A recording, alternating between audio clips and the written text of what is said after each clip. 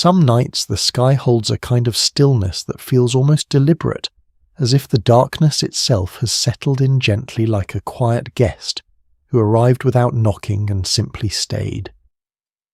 If this feels like a good place to rest tonight, you are welcome to stay. Now, let's drift. There is something out there far beyond the edge of anything with a name that has been moving through total darkness for longer than our sun has existed. Not a comet, not a drifting cloud of gas, a planet, a full solid world, with mass and gravity and perhaps even layers of rock and ice and something liquid deep beneath. Moving silently through the space between stars belonging to nothing orbiting no one. Scientists call them rogue planets, and there may be more of them than there are stars. The night sky, when you look at it long enough, starts to feel like a ceiling with small holes in it, light leaking through from somewhere else. That is an old way of imagining it, comforting in its way. Everything pinned in place, everything belonging somewhere. But most of what exists in the universe does not belong somewhere. Most of it is in between. The space between galaxies researchers have found is not truly empty. It is threaded with dim matter, slow particles, ancient light, that has been travelling so long it has nearly lost its colour. And through all of that unseen unlit there are worlds, just moving in the cold. The idea of a rogue planet was once considered a curiosity, a footnote in astrophysics textbooks. Something theoretical, something unlikely. But in recent decades, as telescopes have grown more sensitive and observation techniques more refined, scientists have begun to find them. First one, then a handful, then more. In the early 2010s, researchers using gravitational microlensing, a method that detects the subtle bending of light around massive objects, estimated that there could be roughly 2 rogue planets for every star in the Milky Way. More recent models push that number higher still. Some estimates now suggest there could be trillions of them drifting through our galaxy alone. Trillions of worlds, no sun, no sky that changes colour, no dawn. It is worth pausing on that for a moment, not to feel the weight of it, but just to let it settle the way a word sometimes sits in the mind before its meaning arrives. A planet without a star. On Earth we organise almost everything around light. The day begins because the sun rises. The seasons turn because the Earth tilts toward or away from that single steady warmth. Even in sleep, even now in the dark of this room, your body is quietly tracking light. The melatonin moving through your blood right now is doing so partly because the world outside has grown dark. The brain neuroscientists have observed is always oriented toward light, even when it cannot see any. Rogue planets have no such orientation. There is no sunrise to wait for, no seasonal shift, no sky that moves from black to grey to pale gold. There is only the dark and the cold and the slow interior warmth of the planet itself, which is, researchers suggest, the most underestimated thing about these worlds. Because here is what tends to get overlooked when people first hear about rogue planets. The surface is not the whole story. The surface of a rogue planet without the warming influence of a nearby star might be extraordinarily cold. Some scientists estimate surface temperatures hundreds of degrees below what we experience even in the most extreme winters on Earth. Cold enough for certain gases to freeze solid. Cold enough that the landscape, if you could somehow stand on it, might look like nothing we have a clear picture of. Glass-smooth plains of frozen nitrogen, ridges of ancient ice pressed into strange geometric patterns by deep geological pressure. But beneath that surface, beneath the frozen exterior, something else is happening. Every planet studies indicate is born with heat. The process of formation itself, the collision and compression of countless smaller bodies over millions of years, generates immense thermal energy. And beyond that, there is the heat produced by the slow decay of radioactive elements inside the rock. Uranium, thorium, potassium.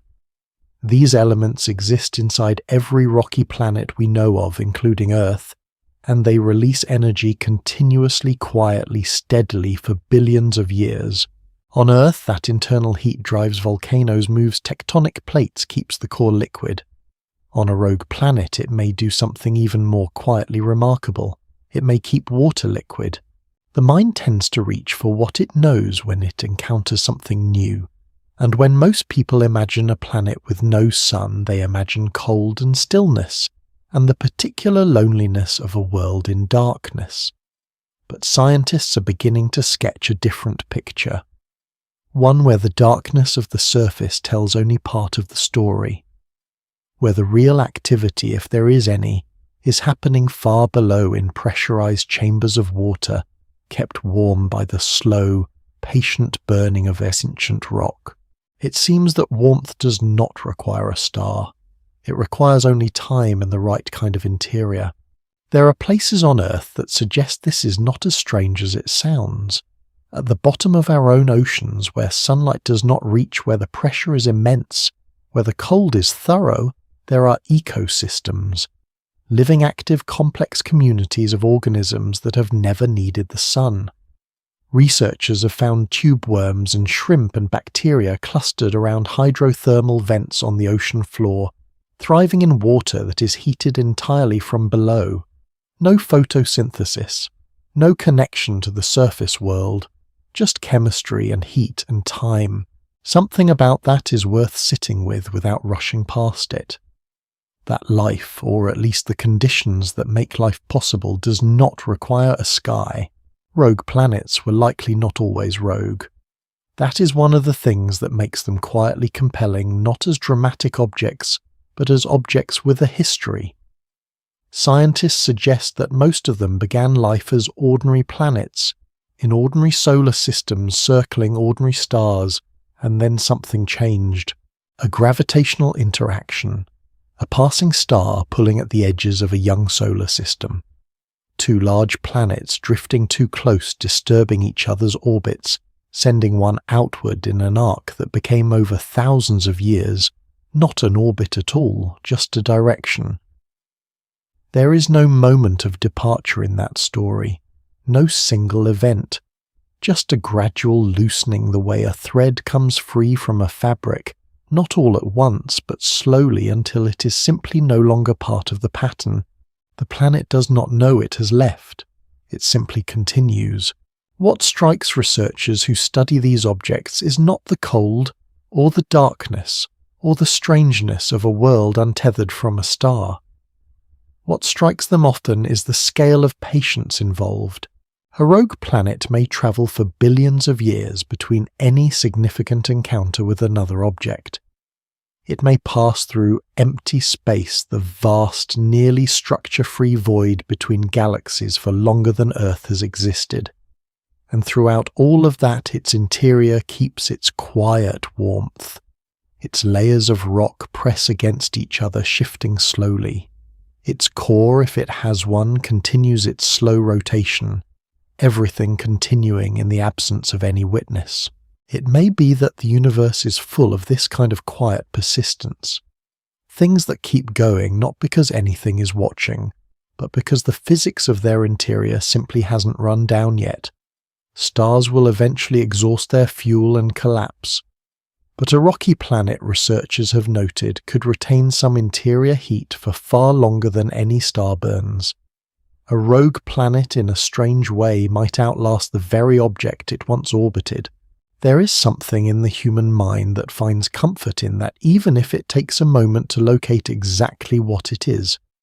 Perhaps it is the idea that warmth does not depend on visibility, that a thing can continue quietly without announcement, without being seen. Or perhaps it is simply the image of all that dark space and the steady, unhurried movement of a world through it. The way this hour of the night has its own unhurried movement, its own texture of quiet, its own way of making things feel less urgent than they did a few hours ago. the brain in these hours does something similar to what a rogue planet does. It continues. It maintains its interior warmth. It moves through its own kind of darkness, not toward anything exactly, but following something internal and patient and older than any single day. There are still many quiet questions around how rogue planets form, and how common they truly are, and what, if anything, their hidden depths contain. The full picture may not be completely known for a long time yet. But what scientists have gathered so far suggests that the universe is far more populated with unlit worlds than anyone had previously imagined. Most of the planets that exist may never see a star, and they continue anyway. That thought can rest here in this quiet. No need to pull at it or follow it anywhere. It is enough just to have held it for a moment, the image of a world warm inside, moving through darkness in no particular hurry. And there is more to this, to what lives inside that hidden warmth, and what the dark itself might be sheltering, that moves a little closer with each slow breath. There is a particular quality to the space between things.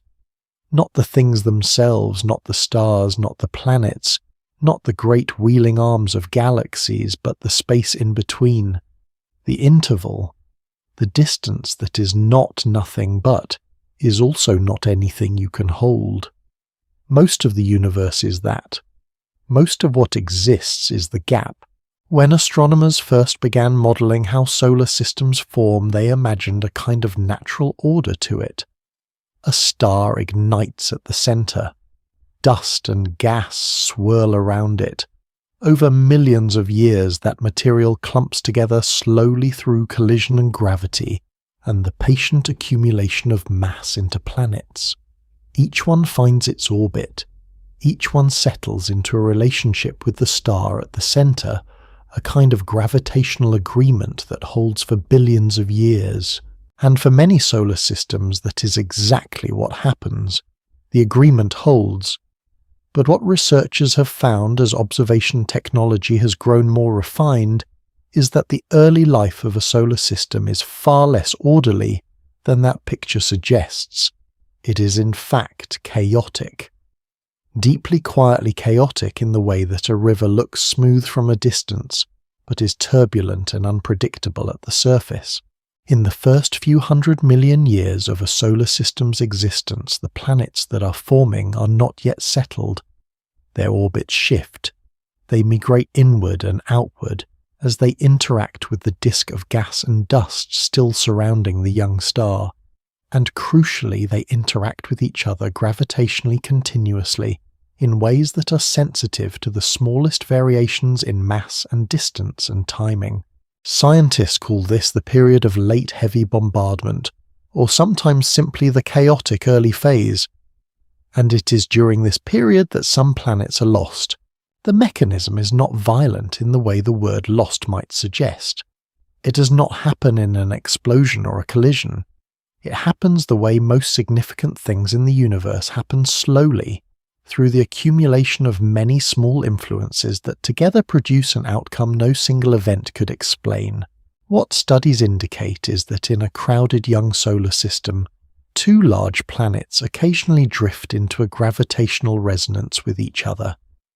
This means their orbital periods begin to align in a ratio 1 planet, completing 2 orbits for every one of the others or 3 for every 2, and when that happens, their gravitational pulls begin to reinforce each other in a regular repeating pattern.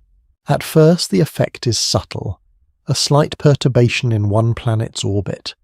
A small eccentricity introduced a gentle elongation of the path it travels around the star.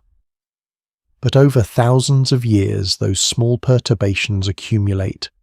The orbit grows more elongated. The planet swings farther from the star on one side of its path, and eventually, not in a single moment, but across a span of time that has no clean beginning or end, the orbit destabilizes entirely. The planet is released. Released is perhaps the more accurate word. Not lost, not expelled, simply released from the gravitational agreement it once held. What happens next is a long, slow departure. The planet continues moving. It has always been moving, but now its path curves away from the star rather than around it.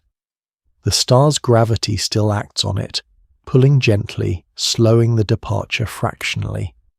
But if the initial release carries enough momentum, the planet eventually crosses a threshold, the point at which the star's gravity is no longer sufficient to pull it back. And from that point onward, the planet simply continues in a straight line, or as close to a straight line as the gentle gravitational fields of distant stars will allow.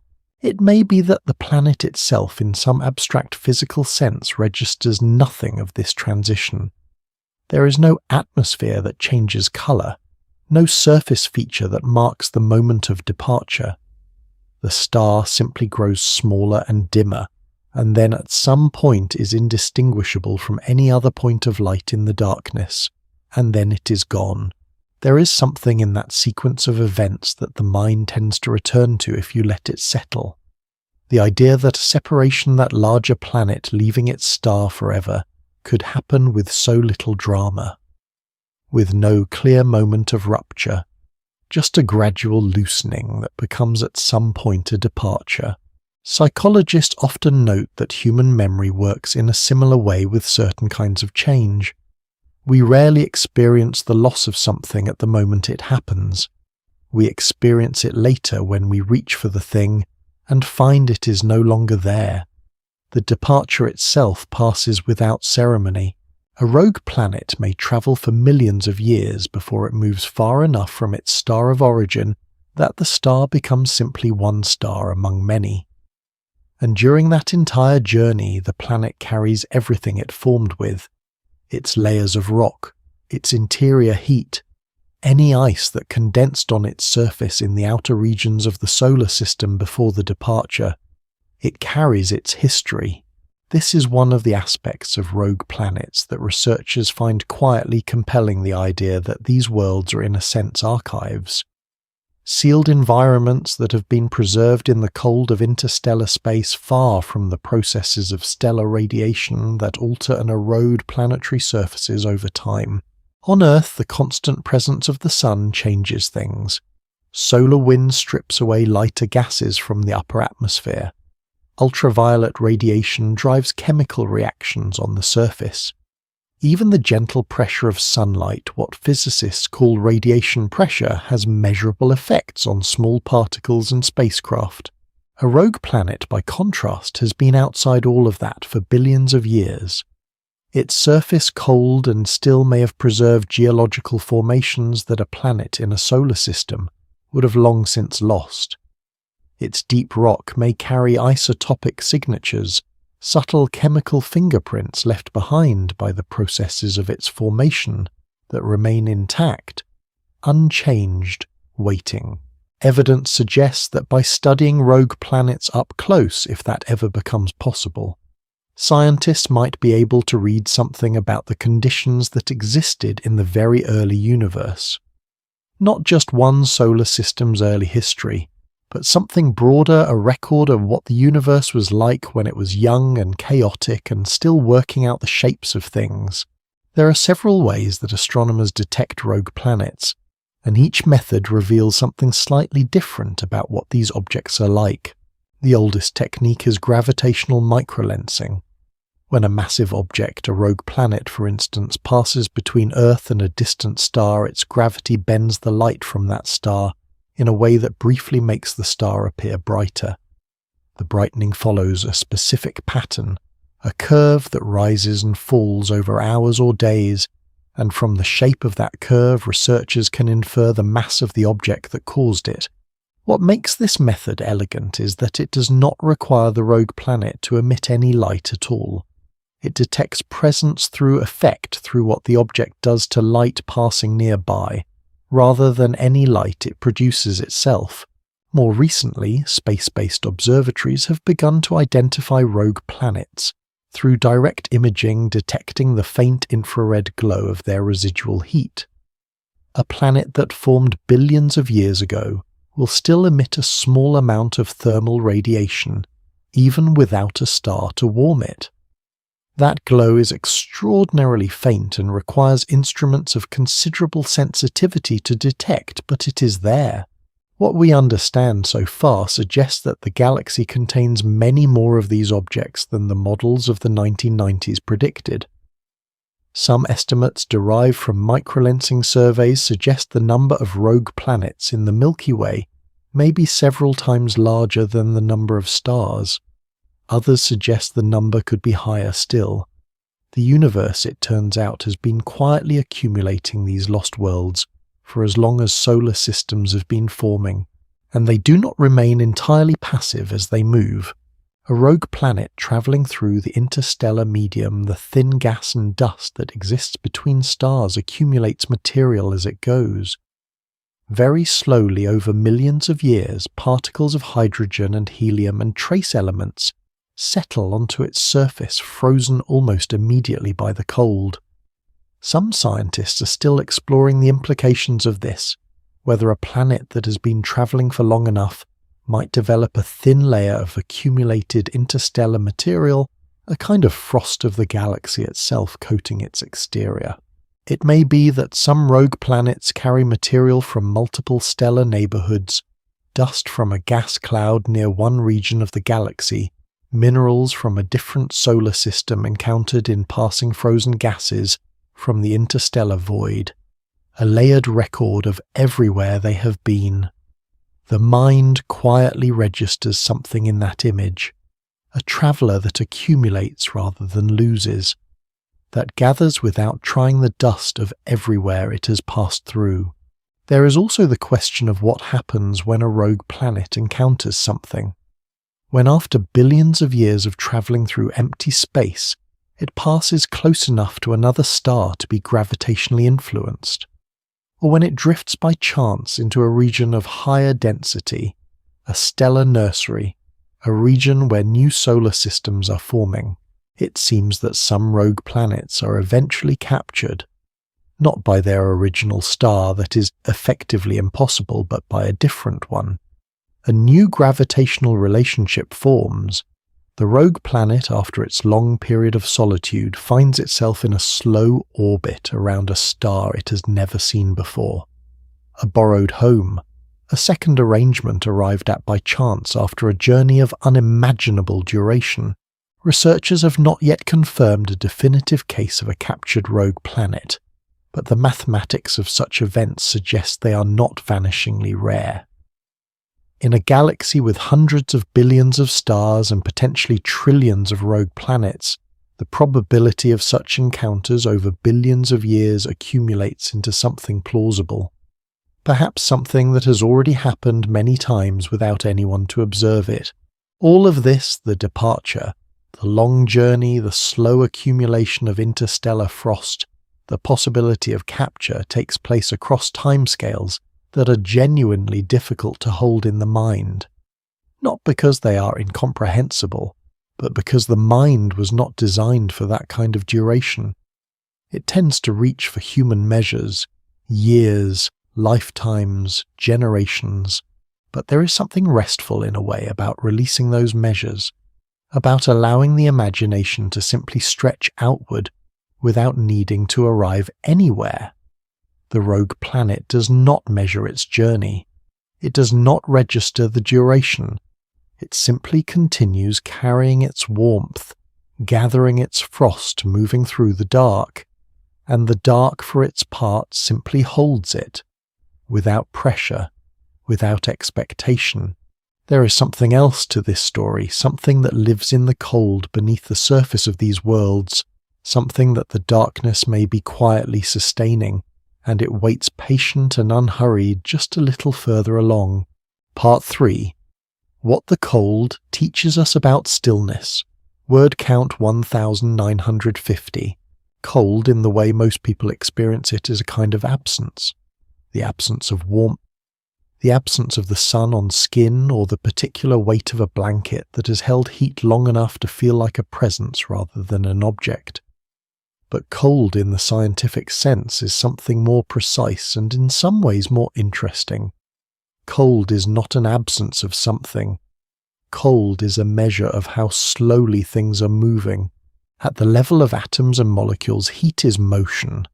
The faster particles vibrate and collide and spin, the warmer something is. And cold, deep cold, the kind that exists at the edge of what temperature can even mean, is the state in which that motion has slowed nearly to stillness. Nearly. Because even at temperatures approaching absolute zero, there is a residual trembling, a quantum flicker that physics does not permit to disappear entirely. Even at the coldest possible, something continues to move. The surface temperature of a rogue planet far from any star can fall to extraordinarily low levels.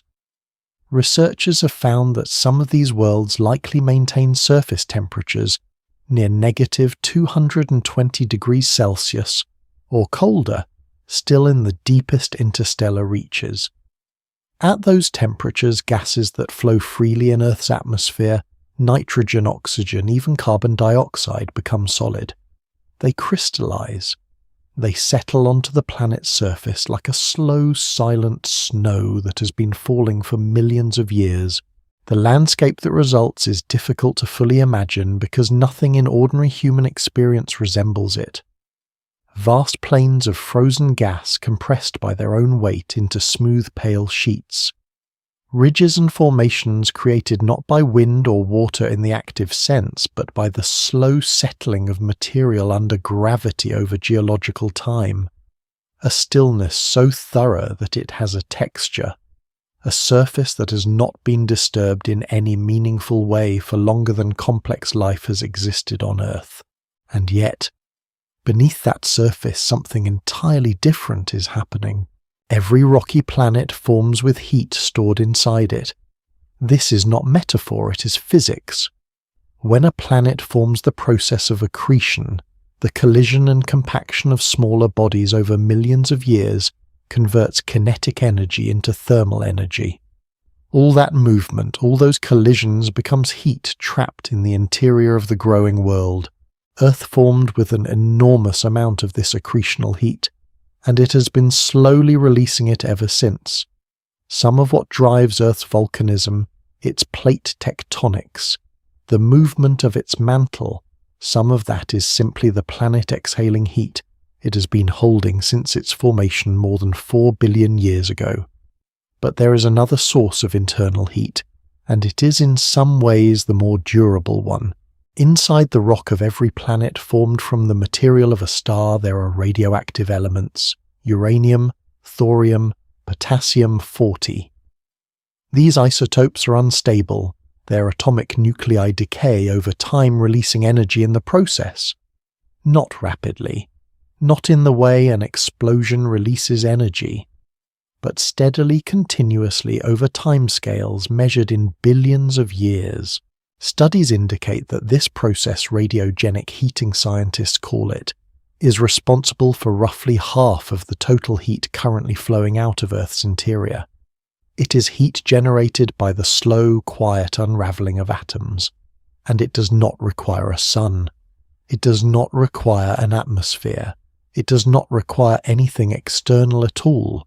It needs only the rock and time and the patient decay of elements that were forged in stars long before our solar system existed. A rogue planet carries this with it.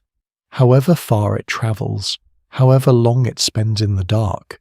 What this means in practical terms is that the interior of a rogue planet may remain warm, genuinely warm, geologically active in a reduced sense for far longer than its surface would suggest. Scientists suggest that a planet of sufficient size could maintain interior temperatures capable of keeping water liquid for billions of years after losing its star. Not warm in the way a room is warm. Not warm in any way that would be comfortable or even survivable by human standards. But warm enough. Warm enough for liquid water to exist under pressure far beneath the frozen exterior. Warm enough for chemistry to continue, for minerals to dissolve and recrystallize, for the slow circulation of water through rock, a process called hydrothermal circulation, to move heat and dissolved minerals through the interior of the world endlessly without any external input. It may be that some rogue planets are right now circulating warm water through their interiors, moving minerals through liquid, driving reactions between rock and fluid that produce the chemical energy that on Earth feeds entire ecosystems. The full picture of what this means is something scientists are still exploring, but the outline of it is already extraordinary. On Earth, the deep ocean floor is one of the more useful places to look when trying to understand what life without sunlight might be like. In the 1970s, researchers aboard a deep-sea submersible discovered something that genuinely changed the way scientists think about the requirements for life. At a depth of more than 2 kilometers below the ocean surface, well beyond the reach of any sunlight, they found hydrothermal vents. Cracks in the ocean floor where seawater, having percolated down through the rock, was heated by the planet's interior and expelled back into the ocean as superheated mineral-rich fluid. And around those vents, improbably, there was life. Tube worms more than 2 meters in length, clusters of clams and mussels, communities of shrimp crabs and fish, microbial mats coating every surface, an entire ecosystem dense and active and entirely self-contained, powered not by photosynthesis but by chemosynthesis, the process by which certain bacteria convert the chemical energy in hydrogen sulfide and other vent fluids into biological energy. No sunlight, no photosynthesis, no connection to the surface world required. What we understand so far suggests that these vent ecosystems are not marginal curiosities. They are stable, productive communities that have likely persisted for millions of years in conditions that would have seemed before their discovery incompatible with life. The brain tends to organize knowledge around examples, and the hydrothermal vent communities on Earth are now the primary example researchers reach for when they try to imagine what life on a rogue planet might look like if it exists at all. Not life in the sense of forests or oceans full of fish, or anything that resembles what we see on the surface of this planet, but microbial life, chemical life, the kind that does not require complexity or sunlight or a particular kind of atmosphere, the kind that needs only liquid water, a source of chemical energy and time. All 3 of those it seems a rogue planet could provide. There is something about that thought that tends to expand slowly rather than arriving all at once. The idea that the universe's capacity for life might not be concentrated around stars, might not be dependent on the existence of light at all, but distributed quietly through the dark in warm pockets beneath the surfaces of worlds no one has yet seen. Trillions of dark planets, some of them warm inside, some of them holding water, some of them perhaps doing something in that water that we do not yet have a name for. The cold of the surface in that context begins to feel less like an ending and more like an exterior, a shell. The way winter on a mountain looks from a distance complete and still and inhospitable, but contains beneath its surface soil that still holds warmth, roots that are still drawing water, organisms that have simply arranged themselves around the cold rather than being defined by it. Evidence suggests that life on Earth has done this repeatedly throughout its history. During periods of extreme glaciation, events scientists sometimes call snowball Earth, when ice sheets may have extended nearly to the equator, life did not disappear. It persisted in the ocean beneath the ice, in the pockets of liquid water that were maintained by geothermal heat and the insulating properties of the ice itself. The ice did not end life. It simply redistributed it. It may be that cold in the long view is less a barrier than a container, something that holds the warmth inside rather than letting it escape. There is a particular kind of calm that comes from understanding something at the level of its mechanism.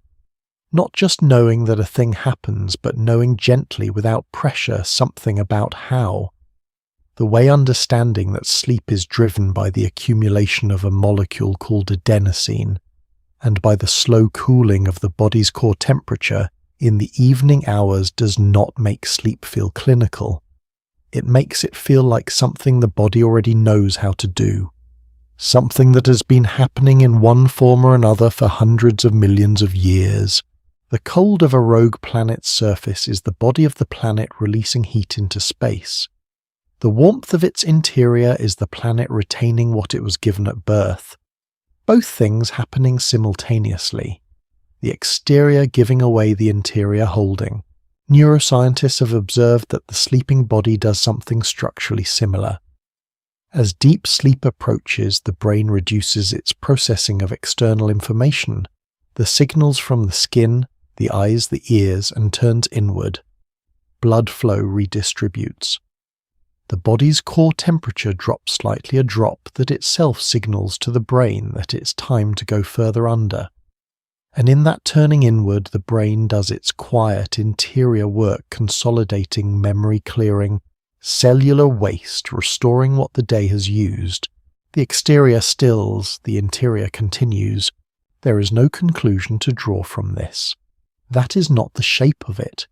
It is simply a pattern that appears in more than one place, at more than one scale, the way certain shapes in nature repeat themselves, without being copies of each other. The spiral of a galaxy and the spiral of a shell. The branching of a river and the branching of a lung. The cold exterior and the warm interior. The stillness of the surface and the patient ongoing process beneath. What the cold teaches perhaps is not how to stop. It teaches how to concentrate, how to gather inward, how to continue quietly in the absence of anything that looks like warmth from the outside. A rogue planet does not know it is doing this. It simply does it because physics asks nothing else of it. And the warmth stays.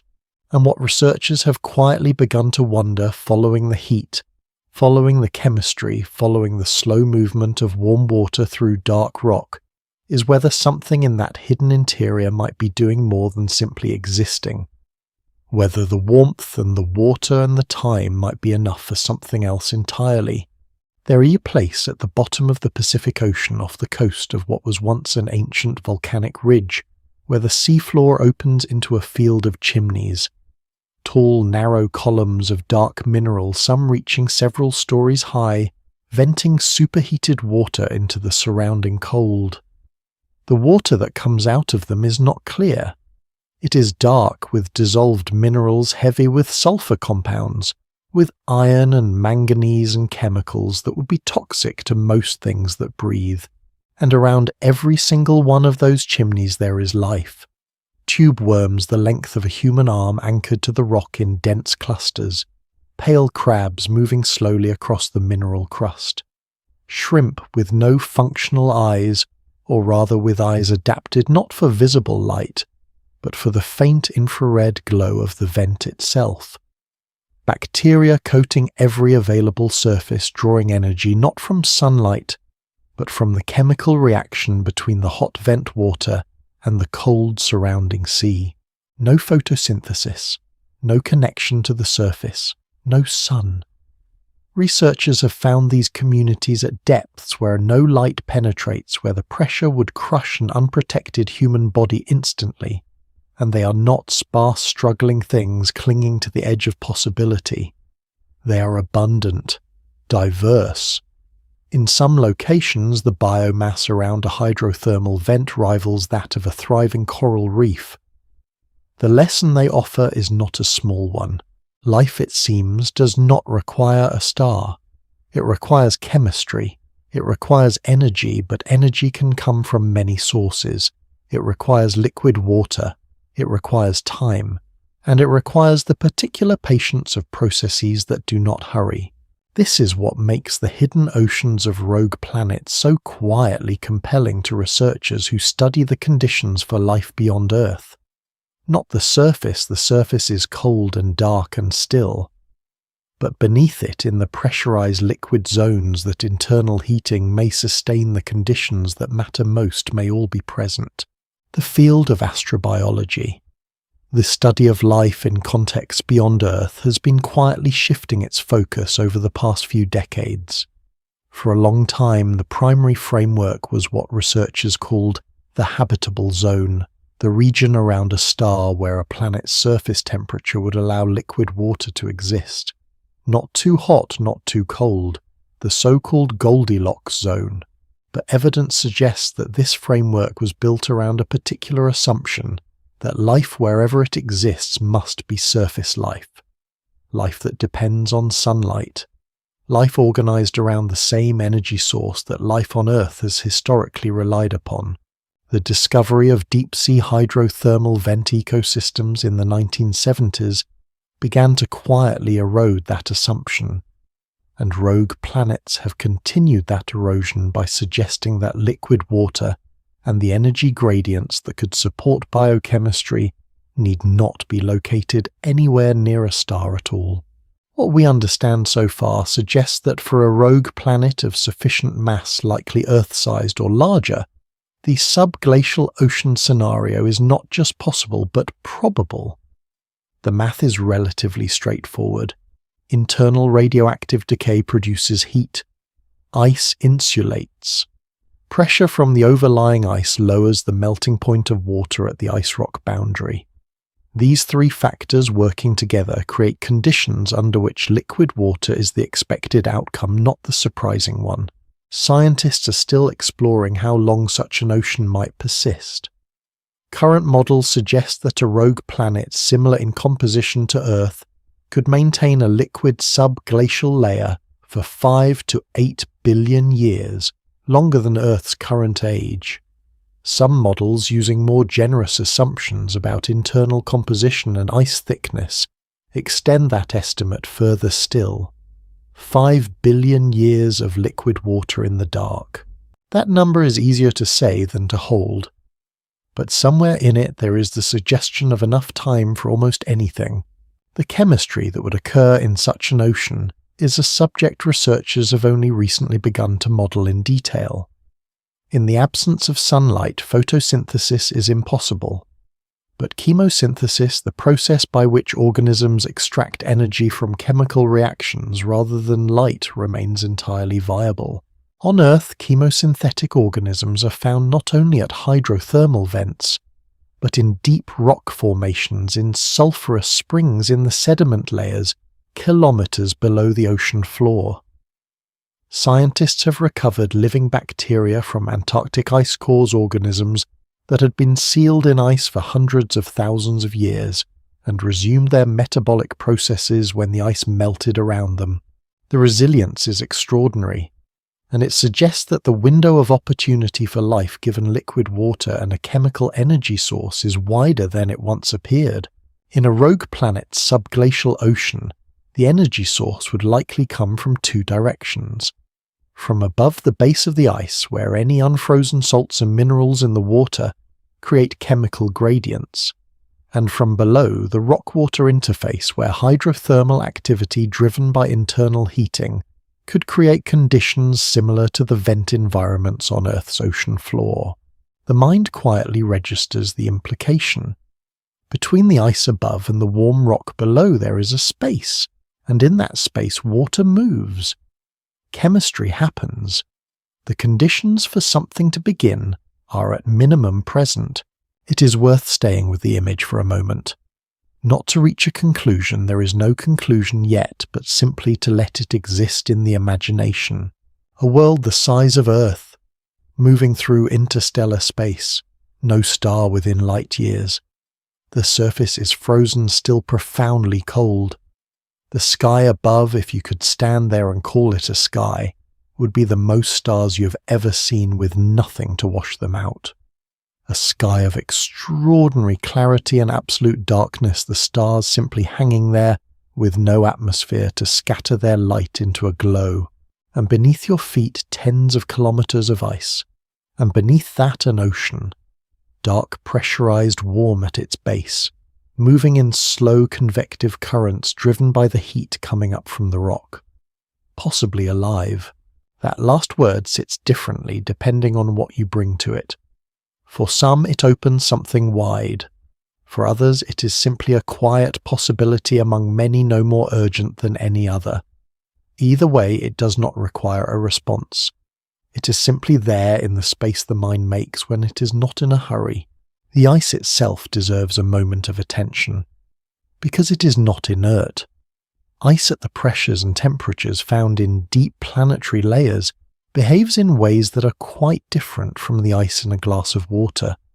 It flows very slowly under pressure. It develops internal crystal structures that shift over time. And it does something that researchers find particularly interesting. In the context of rogue planets, it acts as a kind of chemical filter. As water freezes from above and melt occurs at the base, minerals and salts tend to concentrate in the liquid layer. The ice above is relatively pure water essentially. The ocean beneath becomes progressively more concentrated in dissolved minerals over geological time. Those minerals are not simply impurities. They are in many cases the building blocks of complex chemistry, the same elements that appear in amino acids, in cell membranes, in the compounds that life on Earth has learned to use. It may be that the ice cap of a rogue planet's subglacial ocean functions something like a laboratory ceiling, concentrating below it the conditions for chemistry to deepen and diversify over billions of years. Studies indicate that in closed, isolated aquatic systems on Earth, sealed cave pools, subglacial lakes in Antarctica, microbial communities develop distinctive characteristics over time shaped entirely by the chemistry of their enclosed environment. They become, in a sense, local, particular, evolved toward the specific conditions of their small dark world. The largest of these Antarctic subglacial lakes, Lake Vostok, has been sealed under nearly 4 kilometers of ice for somewhere between 15 and 30 million years. When researchers drilled down to sample its waters carefully, so as not to contaminate what they found, they discovered evidence of microbial life, organisms adapted to cold pressure, darkness and isolation, alive in a sealed world without any connection to the surface. A rogue planet's ocean would be sealed for far longer than that. The timescales involved are not 50 million years, they are billions. And what those timescales permit, not guarantee, not predict, but permit, is the kind of gradual patient complexity that life on Earth has taken to extraordinary places. Researchers are careful, and rightly so, not to overstate what the mathematics allows. The presence of liquid water and chemical energy sources does not mean life exists. It means the necessary conditions are not absent. That is a different and more modest claim. But it is also, when held quietly and without pressure, a genuinely remarkable one, because for most of human history the universe appeared empty, vast and cold and indifferent to the particular chemistry that produced something capable of looking back at it, and now slowly the picture is adjusting. Not to certainty, there is no certainty here, but to a widened sense of where the possible might live. It may live in the dark, in the warm space beneath ancient ice, on a world that has never seen its star. Psychologists often note that the human mind, when given time and quiet in the absence of urgency, tends to move naturally toward wonder. Not the loud kind, not the kind that gasps and reaches, but the softer kind. The kind that simply holds something gently without needing to resolve it. This hour is good for that. The body is already settling. The mind is already softening its grip on the day, and somewhere at a distance that numbers struggle to express there are oceans that have been doing this for longer than the sun has existed, moving in their slow, dark currents, warm at the bottom, sealed at the top, patient in the way that only very old things can be patient. There is nothing unhurried about all of this, about the cold and the dark and the warmth beneath. And the story of what gravity does to that stillness, how it shapes everything from the inside even when there is nothing overhead, moves quietly into view just a little further along. There is a particular kind of darkness that is not simply the absence of light. It is something with its own texture, its own weight. The darkness at the bottom of a deep cave feels different from the darkness of a room with curtains drawn. The darkness of an overcast winter night feels different from the darkness of a clear one.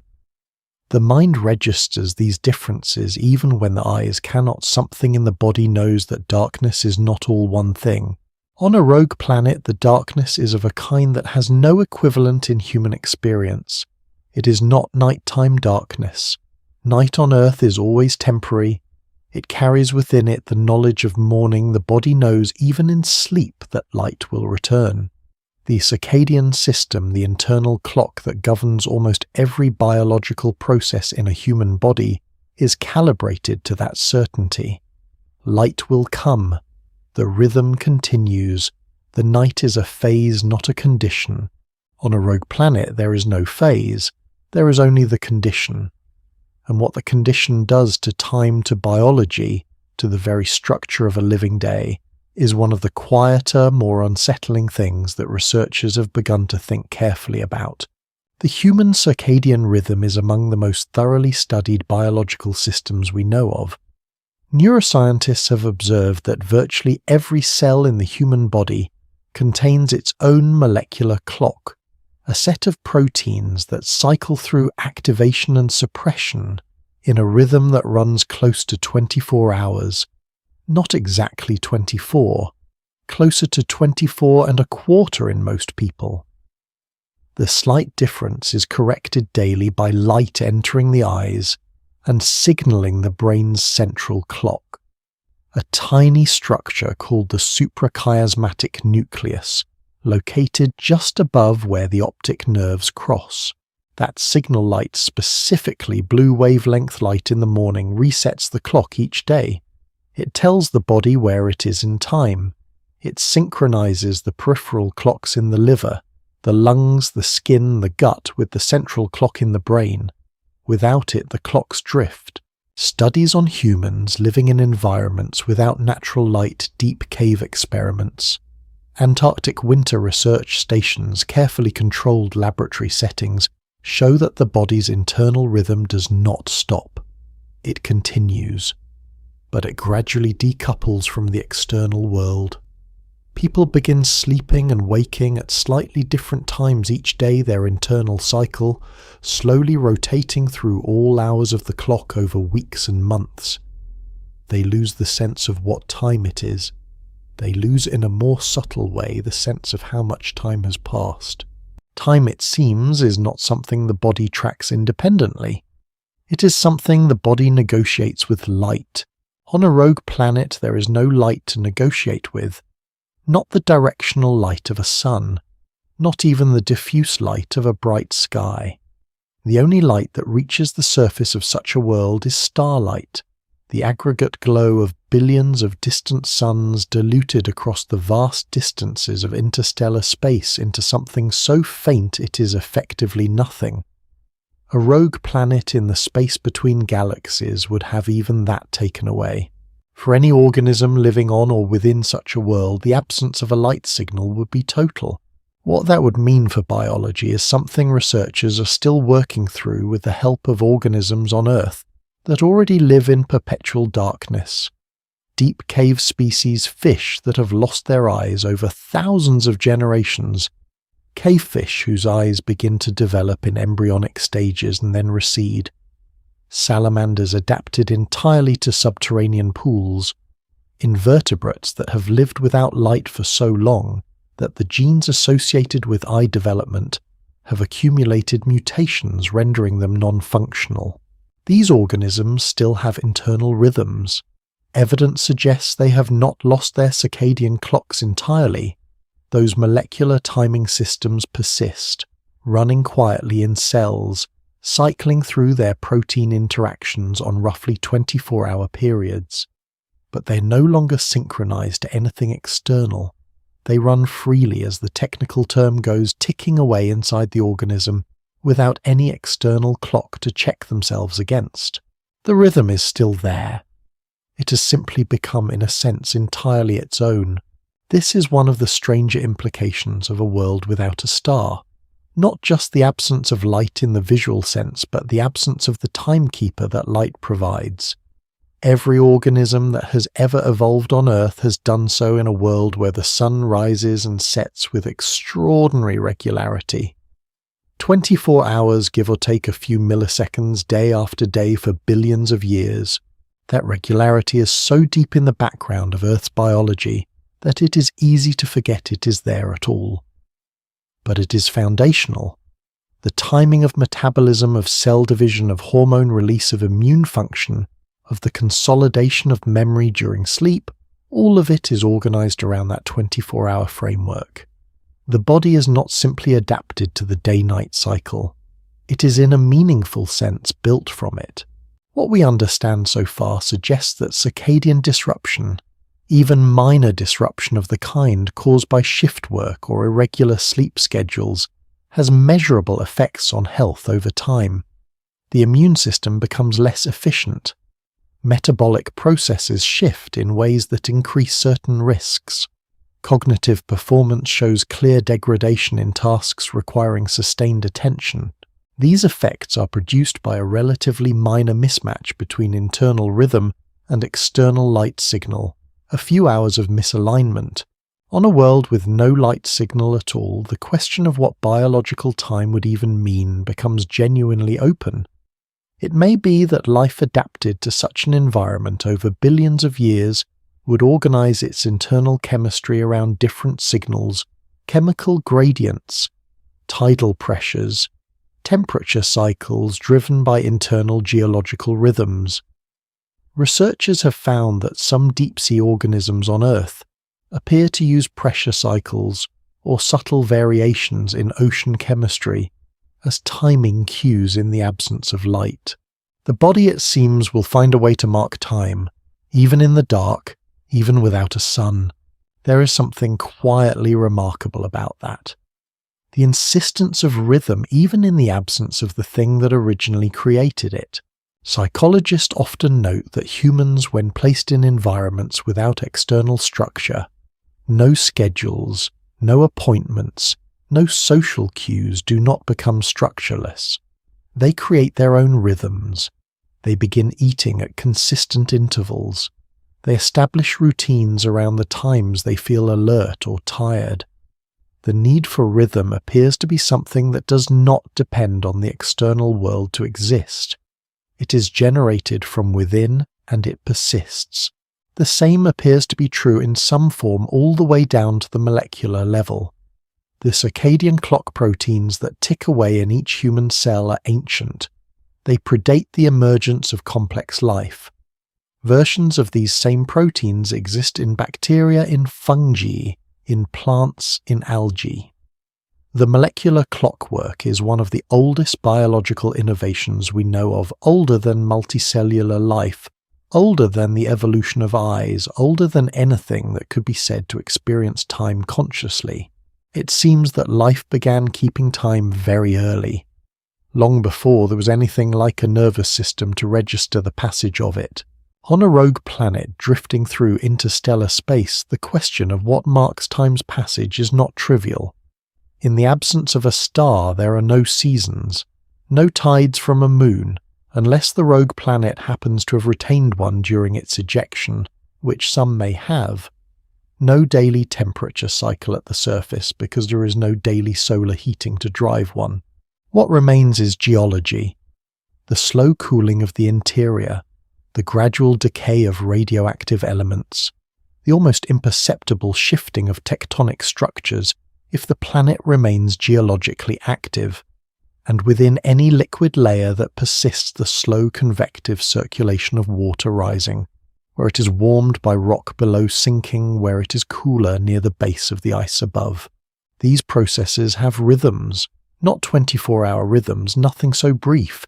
They operate on timescales of thousands to millions of years, but they are rhythms nonetheless, pulses of geological activity, cycles of mineral deposition and dissolution, the patient repeated motion of convective currents.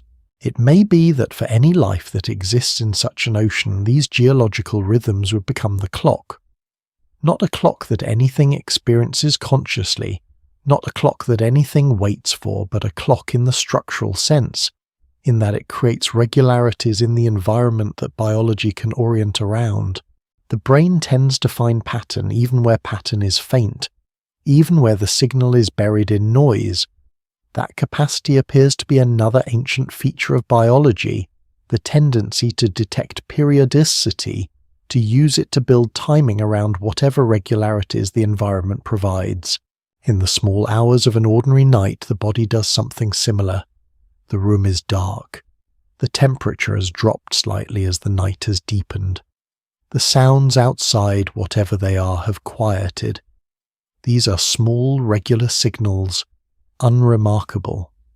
But the body reads them. The brain processes them in layers below conscious awareness, using them to confirm where it is in time to hold the rhythm steady, to allow the deeper stages of sleep to unfold without interruption. The darkness of this room right now is in its own way a kind of signal, a gentle confirmation, an environmental cue that says this is the quiet part. This is when the body does what it does best in the absence of light, consolidates, repairs, integrates, rests. The rogue planet does not have this rhythm, but it has its own version, slower, geological, immeasurably vast in scope. The warmth rising from the rock, the water moving in the dark, the patient cycling of chemistry in a sealed and ancient ocean. Both are in their way the same kind of thing. A system warm inside, continuing its processes in the dark, timed not by a sun but by what it carries within itself, and somewhere in the behavior of gravity, in the way it shapes not just the large structure of a world, but the movement of every particle within it. There is another layer to how these worlds hold themselves together in the absence of everything else. Something that works quietly at every scale without needing any light at all. Part 6. Gravity as the only constant. Word count 2,400. Gravity does not announce itself. It does not arrive the way wind does, or cold, or the sound of rain beginning on a window. It is simply there, always there, the most patient force in the universe, the one that never stops. The one that works at every scale simultaneously, from the pull between two dust particles drifting toward each other in interstellar space, to the slow curve of an entire galaxy bending around its own center of mass. Of all the things a rogue planet loses when it leaves its star warmth at the surface, the rhythm of seasons, the directional pull of tidal forces from a nearby moon, the familiar pressure of solar wind, it does not lose gravity. It cannot. Gravity is not something the planet has because of where it is. It is something the planet has because of what it is, because of its mass, because of the curvature it creates in the fabric of space simply by existing. A rogue planet alone in the dark is still a gravitational object, still pulling, still shaping the space immediately around it, still holding, if it has an atmosphere, that atmosphere close, still pressing the ice of its surface down against the rock beneath, still keeping its liquid interior in place, the water curving around the core, the whole interior structure organized by that one invisible constant force. In the absence of everything else, gravity remains. It is worth understanding even gently what gravity actually is, because the word is familiar enough to pass through the mind without leaving much behind, and the reality of it is considerably stranger and more beautiful than the word suggests. In the framework that physicists have used for the past century, the one developed by Albert Einstein in the early 1900s, gravity is not a force in the traditional sense. It is a curvature. Mass in this understanding does not reach out and pull other objects toward it through some invisible tether. Instead, mass warps the geometry of the space around it, and objects moving through that warped space follow the curves, not because they are being pulled, but because the straightest path available to them bends toward the mass. Researchers have found this model to be extraordinarily precise. It predicts the motion of planets, the bending of light around massive objects, the timing drift of clocks at different elevations, the behavior of black holes, the expansion of the universe. In every test that has been devised, the predictions have held. What this means, in a quiet way, is that a rogue planet is not simply an object moving through space. It is an object that is reshaping the space it moves through. The geometry of the universe in the small region surrounding that planet is different, because the planet is there. The curvature it creates propagates outward, diminishing with distance but never reaching zero, never entirely stopping. Every rogue planet alone in the dark is making a small but real impression on the structure of the universe. On Earth, we experience gravity as a single relatively uniform field, the pull of the entire mass of the planet drawing everything toward its center at roughly the same rate regardless of what it is. A stone and a feather in the absence of air resistance fall at the same speed. This was demonstrated centuries ago, and it remains one of the cleanest facts in physics. But gravity at the planetary scale is not uniform. It varies subtly measurably with the distribution of mass beneath the surface. Regions where denser rock or ore deposits lie close to the surface pull slightly more strongly than regions of less dense material. The ocean floor, being denser than continental rock, produces a slightly stronger gravitational field than an equivalent area of continent. Scientists have mapped these variations in Earth's gravitational field with extraordinary precision using satellite instruments sensitive enough to detect gravitational differences equivalent to the weight of a few centimeters of water spread across a large area. What those maps reveal is a portrait of the planet's interior, a picture drawn not in light or sound, but in the subtle variations of a force that passes through everything. It may be that the same mapping applied to a rogue planet would reveal the structure of its interior in similar detail. The distribution of its core, the location of denser mineral regions, the geometry of any subglacial ocean, whose liquid water density differs from the surrounding ice and rock, in ways that would register in the gravitational field above. Gravity in this sense is a kind of language, one that carries information about interiors, about what lies beneath surfaces, without requiring any of the surfaces to be visible or open. The tidal effects of gravity are where things become particularly interesting for a rogue planet, and perhaps particularly relevant to the question of what sustains warmth in its interior. On Earth, tides are most visible in the ocean, the twice-daily rising and falling of sea level, driven by the gravitational pull of the moon, and to a lesser extent the sun. But tidal forces do not act only on water, they act on rock as well. The solid body of the Earth flexes slightly in response to the moon's pull, rising and falling by small amounts a few centimeters as the tidal force sweeps across its surface. This flexing generates heat through friction in the rock. The contribution is small compared to other heat sources, but it is measurable and real. For some bodies in the solar system, tidal heating is the dominant source of internal energy.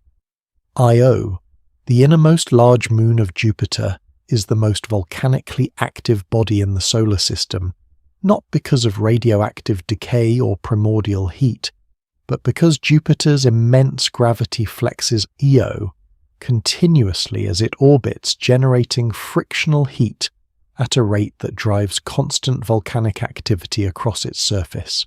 For a rogue planet with no nearby massive body to provide tidal flexing, this particular heat source would be absent. What remains, as noted in the quiet arithmetic of its interior, is the heat of formation and the heat of radioactive decay. Steady, patient, not dramatic, but sufficient. But here is something that researchers find quietly fascinating. Even without a star, a rogue planet that retains a moon would still experience tidal heating. The moon and the planet would flex each other continuously as they orbit their shared center of mass. The moon's interior would be warmed. The planet's interior would be warmed fractionally by the same interaction. Evidence suggests that some rogue planets may have retained moons during their ejection from their original solar systems. The ejection process is chaotic, and close companions can be lost. But if the moon was orbiting tightly enough, if the gravitational bond between planet and moon was stronger than the perturbation that caused the ejection, it may have survived the transition, planet and moon departing together. A small gravitational system complete in itself moving through the dark. The image of that, a planet and its moon orbiting each other in interstellar space with no star anywhere nearby, is one that scientists have occasionally used when trying to convey the strangeness of rogue planet systems. Two bodies keeping each other company. The larger one pulling the smaller one in its slow circle, the smaller one raising tiny tides in the liquid layer of the larger. A system that needs nothing outside itself to continue. The mind tends to find something almost restful in that image if allowed to sit with it without reaching for a meaning. Two things in gravitational conversation in the dark. The conversation is made entirely of mass and distance and geometry. It does not require an observer. It does not require a purpose. It simply continues because the physics of it has not run down yet. There is another aspect of gravity that becomes particularly visible in the context of a world without a star, and that is how gravity shapes atmosphere. Many rogue planets, depending on their mass and their thermal history, may retain an atmosphere. Not the kind of atmosphere that supports surface life as we imagine it. The temperatures would be far too cold for liquid water at the surface. But a thick atmosphere of hydrogen and helium, or of heavier gases like nitrogen and methane, could persist around a sufficiently massive rogue planet for billions of years. What we understand so far suggests that hydrogen in particular is an extraordinary insulator at planetary scales. A thick hydrogen atmosphere acts as a blanket trapping the small amount of heat, radiating from the planet's interior, raising the surface temperature significantly above what it would otherwise be. Researchers have modelled hydrogen-rich atmospheres on rogue planets and found that surface temperatures which would otherwise be near absolute zero could be raised to ranges where liquid water might exist not just beneath the ice, but at or near the surface itself. A world with liquid surface water, no star, just an unusually thick atmosphere doing the work that sunlight normally does, not generating warmth, but preventing what little warmth exists from escaping. The full picture may not be completely known yet, and these models depend on assumptions about atmospheric composition that may not apply to every rogue planet. But the principle is real, and it has been demonstrated in laboratory conditions and in computational models with enough consistency that scientists take it seriously. Gravity holds the atmosphere holds the heat persists, and in that persistence something continues that a starless world was not supposed to be able to sustain. It is one of the things that the study of rogue planets keeps returning to quietly without fanfare, the repeated discovery that the conditions assumed to be necessary for something are in fact not all necessary. That life or warmth or liquid water or chemical complexity finds more paths than the original map showed. Gravity is one of the oldest forces in that map, the one that was always there in every model, in every framework. But its role keeps expanding not because it was underestimated, but because the situations in which it operates keep turning out to be more varied than expected. It shapes the interior, it holds the atmosphere, it flexes the rock, it keeps the moon in orbit. It curves the space around the planet and leaves a small permanent impression on the geometry of wherever the planet happens to be, on a world with nothing else, no star, no seasons, no sky that changes colour. Gravity is what remains, the one constant, the one that never needed the star to begin with. Neuroscientists have observed that the human body is never entirely free of gravity's influence, even in sleep. Even in the complete stillness of this hour, the vestibular system continues its quiet work, registering orientation, monitoring the direction of the gravitational field, keeping the body's sense of up and down intact, without any conscious effort required. It seems that even in rest, even in the deepest quiet, the body can find something is always still attending to gravity. Something has never stopped. There is a quieter layer to all of this one that most people never pause to consider. Something that travels through the dark of space without needing light or heat or atmosphere to carry it. Something that reaches even further than gravity's familiar pull and moves through the universe in a way that researchers are only beginning to fully trace. Part 7. Sound Pressure and the Language of Deep Space. Word count 2,550. There is a kind of communication that does not use words or light or any signal that travels at the speed of anything we can easily measure. It moves through matter, through rock and water and the compressed gas of thick atmospheres as a wave of pressure, a compression and rarefaction of whatever medium it passes through. We call it sound when it reaches us. But that name is perhaps too small for what it actually is. Sound is not just something heard, it is something felt. The body registers it not only through the ears but through the skin, through the bones, through the fluid in the inner ear that also governs balance. At low enough frequencies below the range of human hearing, sound becomes something the body experiences as sensation rather than perception, a feeling of pressure, a subtle vibration in the sternum, a resonance that the conscious mind does not process as noise but that the body registers nonetheless. Infrasound researchers have found is produced by some of the largest and most patient processes on Earth. Volcanic eruptions generate infrasound waves that travel thousands of kilometers through the atmosphere. Large ocean waves crashing against coastlines produce infrasound that propagates across entire ocean basins. Earthquakes release seismic waves, a form of pressure wave moving through rock rather than air, that travel through the entire body of the planet and can be detected on the opposite side of the world. These are not sounds in the ordinary sense. Nothing hears them consciously. But they carry information about the source, about the medium they have travelled through, about the structure of whatever they have passed on the way. On a rogue planet, sound does not disappear. It changes. In space itself, in the true vacuum between stars, sound cannot propagate. There is no medium, no particles to compress and rarefy. The silence of interstellar space is not the silence of a quiet room. It is the silence of nothing through which a wave could move. But a rogue planet is not the vacuum. A rogue planet has mass and rock and potentially ice, and potentially a thick atmosphere, and potentially a liquid ocean beneath its surface. All of these are media through which pressure waves can travel, and on a world with no star, no solar wind, no tidal disturbance from a nearby moon, no external noise sources of the kind that constantly disturb planetary surfaces in active solar systems, the acoustic environment would be in its own way extraordinary. What we understand so far suggests that the dominant sounds on a rogue planet, if sound is even the right word, would come entirely from within. From the slow movement of tectonic plates if the planet remains geologically active. From the convective circulation of material in the mantle.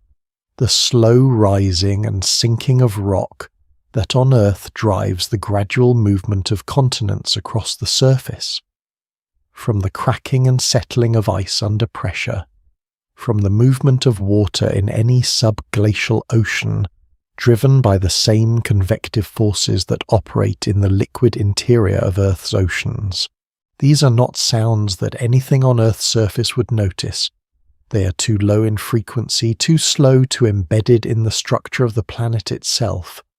But they are real. They carry energy. They propagate through the rock and ice for thousands of kilometers from their source. And in a world where everything else is still, where there is no wind from solar heating, no tidal crashing, no electromagnetic interference from a nearby star, these deeply internal sounds would be in a sense the only conversation the planet has with itself. The idea of a planet communicating with itself through pressure waves is not merely poetic. It is in a functional sense accurate. Seismology, the study of how pressure waves travel through planetary interiors, is one of the primary tools scientists use to understand what lies beneath surfaces they cannot directly observe. On Earth, the detection of seismic waves generated by earthquakes has revealed the layered structure of the planet's interior. The thin crust, the thick mantle, the liquid outer core, the solid inner core. None of this was directly visible.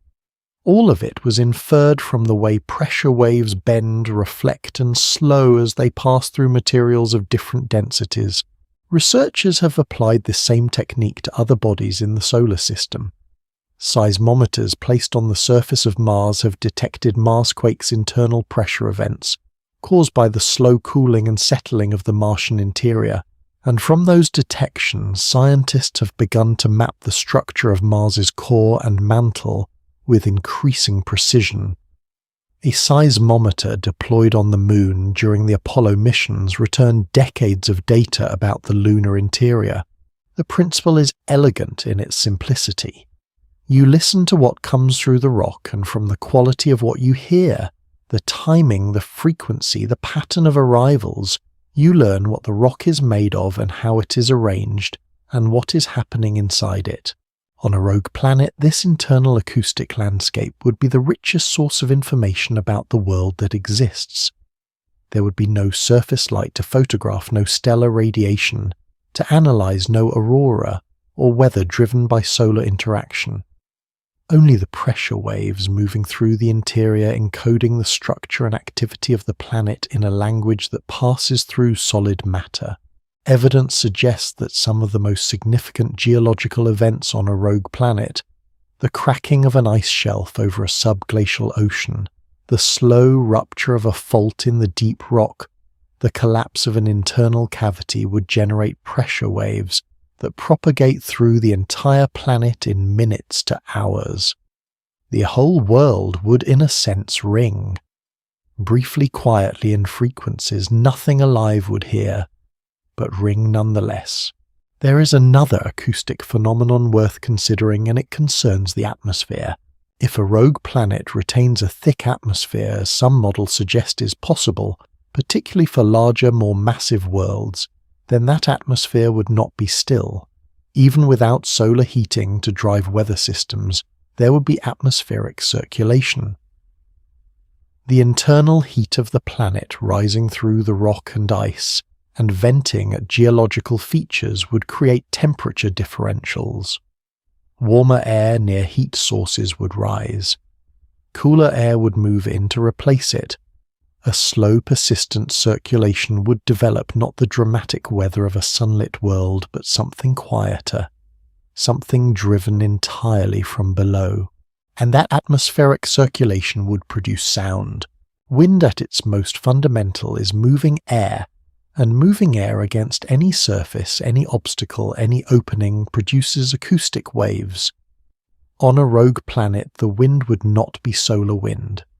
It would not carry the charged particles of stellar radiation.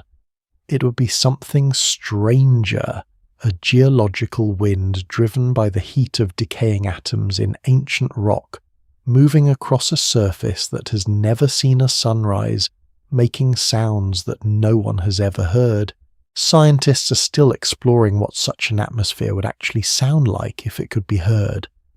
The composition matters enormously.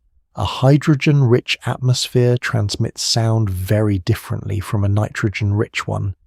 The density matters, the temperature matters, but the principle is clear: wherever there is matter in motion, there is the potential for sound.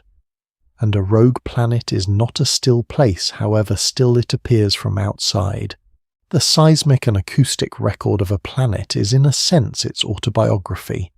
Every major event in a planet's history leaves a trace in its interior structure, a layer of different rock, a fault line, a region of anomalous density where something collapsed or intruded or shifted. And when pressure waves travel through those features, they carry those traces outward. They encode the history of the planet in the pattern of their propagation. For Earth, the autobiography is complex and partially legible. We can read the record of ancient impacts in the crater structures preserved in stable continental shields. We can read the record of past volcanic episodes in the chemical signature of rock layers. We can read something of the planet's thermal history in the isotopic composition of minerals drawn up from the deep mantle. For a rogue planet, the autobiography might be unusually well preserved. The absence of a star means the absence of the most significant external force acting on planetary surfaces over geological time, stellar radiation, solar wind, the periodic bombardment of comets and asteroids that a star's gravity tends to concentrate in its vicinity. A rogue planet in the dark between stars may be geologically quieter at the surface than any world in an active solar system. Its surface features, whatever they are, may have been undisturbed for billions of years. The brain tends to reach for metaphor when numbers grow this large. Billions of years of surface stillness. Billions of years of internal activity invisible from outside encoding itself in the rock. The autobiography that no one has read. The language of pressure waves moving through a medium with no receiver.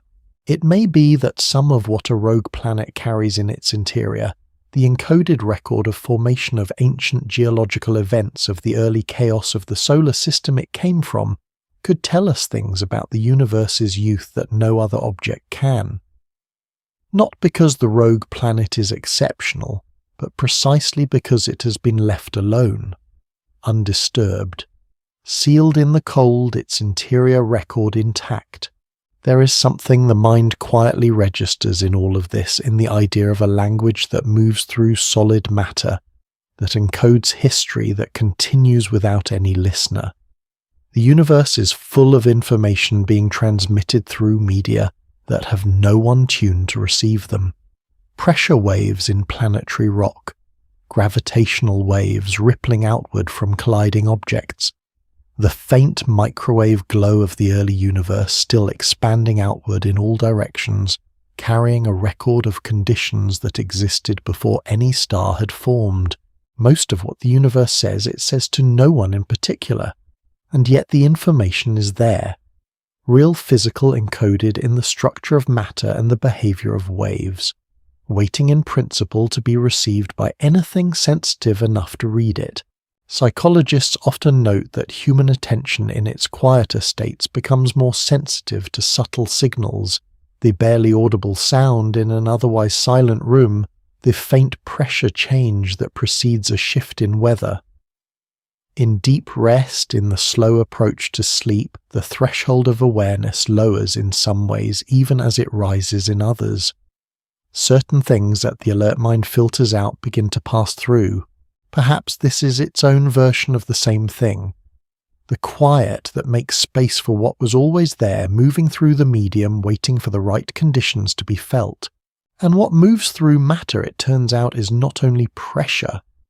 There is something else, something that the rock and ice of a rogue planet would carry without effort, without awareness, a record written not in waves but in the atoms themselves, in the chemical fingerprints of a world that remembers at the molecular level exactly where it came from. Part 8. What Darkness Does to Time. Word count 2700. Time is not what it appears to be from the inside. From the inside, it feels like a continuous flow, one moment following another, in a sequence so familiar, so uninterrupted, that it seems less like a feature of the universe and more like the medium through which everything happens. Water doesn't think about water, and most of the time we don't think about time. We simply move through it, assuming its regularity, trusting its steadiness, organizing our lives around its apparent constancy. But time, as physicists understand it, is not constant. It bends, it slows, it passes at different rates depending on how fast something is moving and how strong the gravitational field around it is. A clock at sea level runs very slightly slower than a clock on a mountaintop. not because of anything mechanical, because time itself, the actual fabric of it, runs at different rates in different gravitational conditions. This is not metaphor. It is one of the most precisely verified predictions in all of physics. The satellites that make up the global positioning network carry atomic clocks, and those clocks must be continuously corrected for the fact that time passes faster in orbit than at the surface. Without that correction, the positioning calculations would drift by kilometers per day. The correction is applied not because someone thought it might be a good idea, but because without it, the system simply does not work. Time is real, and it is not flat. For a rogue planet, the question of time takes on a particular texture. Without a star, the most obvious measures of time vanish. No days, no years, no seasons. The external scaffolding that most planets use to organize their temporal existence, the rotation of the planet relative to a sun. The orbit around that sun, the tidal influences of nearby bodies, is reduced in the case of a rogue planet to just one, the planet's own rotation, its spin. A rogue planet still rotates. The angular momentum it had when it formed or when it was ejected from its solar system is conserved. It continues spinning at whatever rate it was spinning, then gradually slowing only through internal friction over billions of years. That rotation creates something like a day-a cycle of one face turning through space, and then the other, but it is a day with no sun to mark it. A rotation in the dark measured by nothing outside the planet, noticed by nothing on its surface. It seems that without a star, the concept of a year disappears entirely. A year is defined by an orbit, the time it takes to complete one circuit around a central mass. A rogue planet has no orbit. It moves in a line or something close to a line through interstellar space. There is nothing to orbit. The planet does not return to anywhere. Every position it occupies is a new one, and it will never occupy it again. For such a world, time is not cyclical. It is purely linear. There is only the continuous forward movement through space, and the slow internal changes driven by cooling and decay. No repetition, no return, just duration. The human experience of time is built in significant part on repetition. Neuroscientists have observed that the brain estimates duration not through any direct measurement of time passing, but through the number of distinct events it encodes. A period filled with many different experiences feels in memory longer than a period of uniform sameness, even if both occupied identical clock time. A vacation rich with novelty compresses very little in memory. A week of routine may shrink to almost nothing when recalled. This is why time seems to pass more slowly in childhood. Not because it actually does, the physics is the same, but because everything is new. Every day adds numerous new memories, new distinctions, new encoded moments. The memory of a childhood summer can feel vast precisely because it is full of firsts. In deep sensory deprivation in environments where the stimulus field is reduced to near nothing, people lose the ability to estimate elapsed time with any reliability. Studies conducted with volunteers in isolation chambers or in long periods of unvarying darkness consistently find that subjective time distorts. Minutes may feel like hours. Hours may pass unnoticed. The brain, deprived of the events it uses to mark time's passage, loses its footing in duration. On a rogue planet's surface, if there were anything there to experience time, the temporal landscape would be extraordinarily sparse. The same darkness, the same cold, the same absence of solar events to mark the hours or the seasons. Whatever internal clock such an organism carried would be running, because as established internal clocks run regardless, but it would be running with no external reference to check itself against. Duration would become almost purely biological, almost purely internal. Deep in the interior of the planet, however, time writes itself in a different script. Radioactive decay. The slow transformation of unstable atomic nuclei into stable ones releasing energy as they go is one of the most reliable clocks in nature. It is the basis of radiometric dating, the technique by which scientists determine the age of rocks, of meteorites, of the solar system itself. The principle rests on one elegant fact: the rate of radioactive decay is constant. It does not change with temperature. It does not change with pressure. It does not change with the chemical environment around the atom. It is governed by the physics of the nucleus itself, and that physics is the same everywhere in the universe at all times. Uranium decays to lead at a rate that scientists have measured with extraordinary precision. Potassium decays to argon. Rubidium decays to strontium. Each of these transformations proceeds at a known fixed rate, a rate expressed as a half-life, the time it takes for half of a given quantity of the isotope to transform into its decay product. By measuring the ratio of parent to daughter isotope in a rock sample, researchers can calculate how long the decay has been proceeding, how old the rock is, when it last solidified from a melt. What we understand so far suggests that this technique has been used to date the oldest known terrestrial rock at roughly 4 billion years. The oldest known meteorites preserved fragments of the early solar system at around 4.5 billion years. And the technique works because the decay has been running steadily at the same rate the entire time. A rogue planet carries these same clocks in its rock, running silently, continuously recording elapsed time in ratios of isotopes uranium to lead potassium to argon regardless of where the planet is, regardless of whether any star is nearby, regardless of whether any conscious entity has ever existed to observe the passage. The rock knows how old it is. It carries that knowledge in its chemistry patient and precise waiting for the right instrument to read it. This is one of the quieter aspects of how scientists approach the study of rogue planets. The recognition that these objects, despite being inaccessible in every practical sense, are not silent. They are communicating their age, their composition, their history through the chemistry of the atoms they are made of.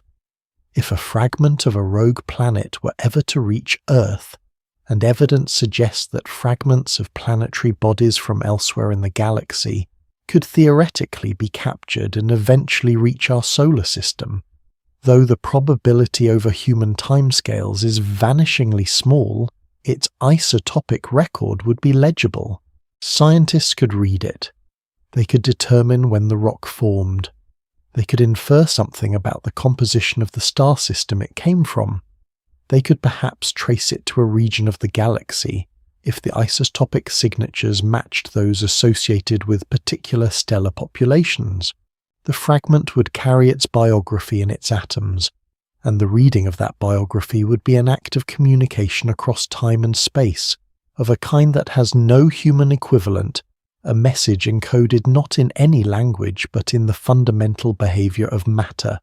There is a cave in Borneo called Clearwater Cave that holds one of the longest known cave river systems in the world. Inside it, in chambers that daylight has never reached the walls, are covered in formations stalactites and stalagmites, and the slow mineral deposits of centuries of dripping water.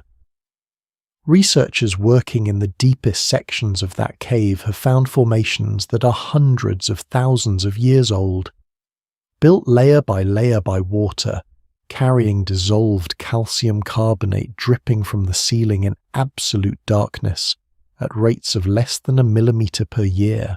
No one was watching. No one was counting the layers. But the layers formed anyway, each one a record of the conditions at the time of its deposition, the temperature of the water, the chemical composition of the rock above the amount of rainfall in the forest overhead that eventually percolated down through hundreds of meters of limestone. Researchers read those layers as a climate record, as a history of the forest and the rain and the temperature across hundreds of thousands of years, time written in calcium in the dark with no audience, A rogue planet does something analogous across scales that make a cave system seem momentary. Its rock layers record the conditions of its formation.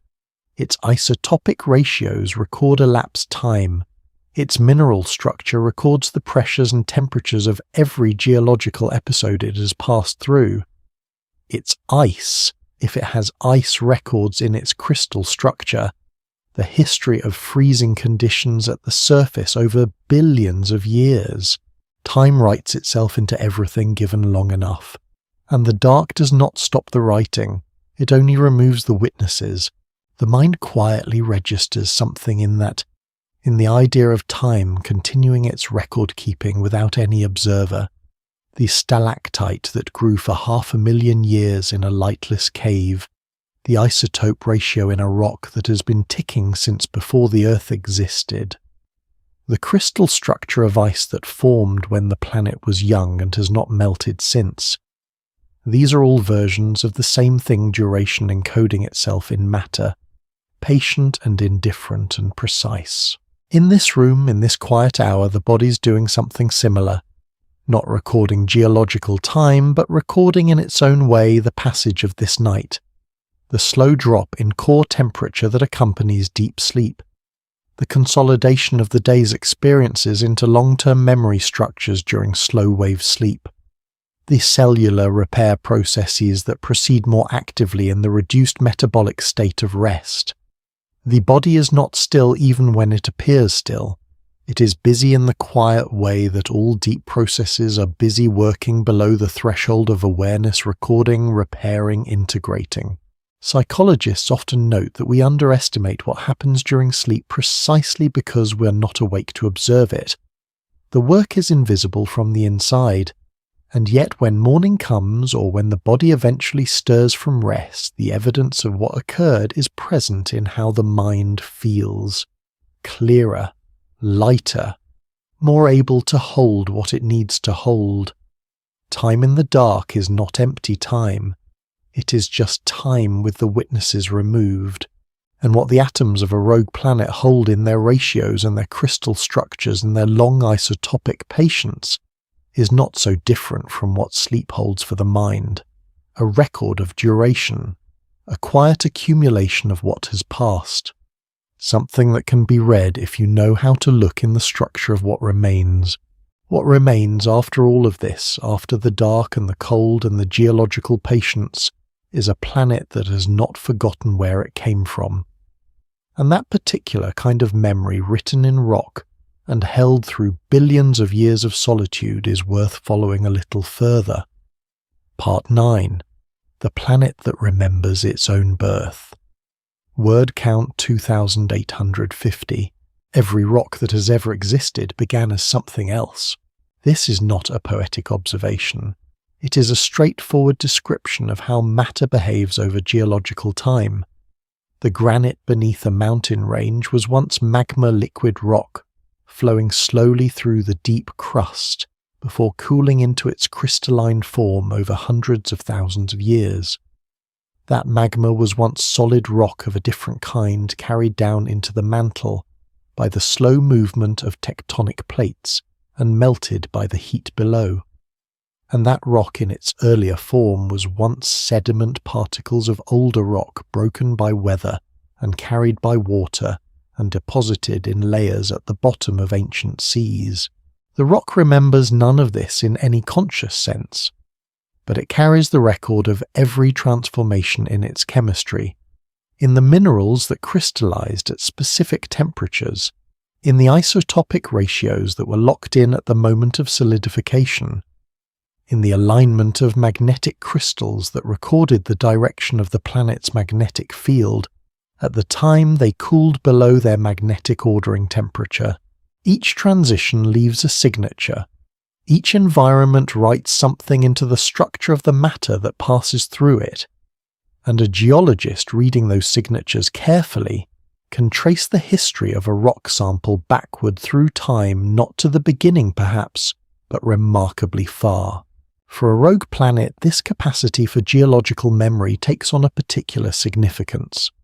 A planet that has been isolated in interstellar space Removed from the geological recycling processes driven by tectonic activity, shielded from the surface erosion caused by stellar radiation, and the impact flux concentrated by a star's gravity, may preserve portions of its original crust in a state of unusual completeness.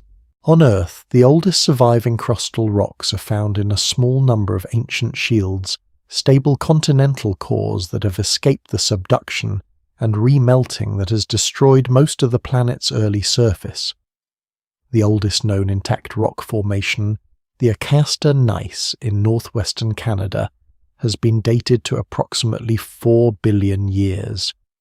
The oldest individual mineral grain zircon crystals found in ancient sedimentary deposits in Western Australia are older still at 4.4 billion years. These are extraordinary survivors. They've endured 4 billion years of the geological turbulence of an active tectonically live planet, and they still carry legible records of the conditions under which they formed.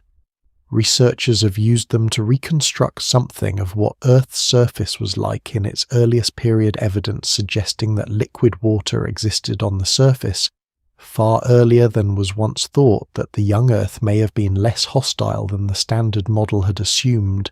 A rogue planet's ancient crust might preserve such records in even greater abundance. With reduced tectonic activity as the interior cools, over billions of years less of the original surface would be recycled into the mantle. With no stellar radiation to drive energetic surface chemistry, the chemical alteration of surface rocks would proceed more slowly. With no large impactor flux concentrated by a star's gravity well, the cratering rate would be lower. The oldest layers of such a world might be very old indeed, and very intact. What those layers would contain, what they would say to an instrument sensitive enough to read them, is something scientists are only beginning to think carefully about. The early solar system was a different environment from the one that exists today.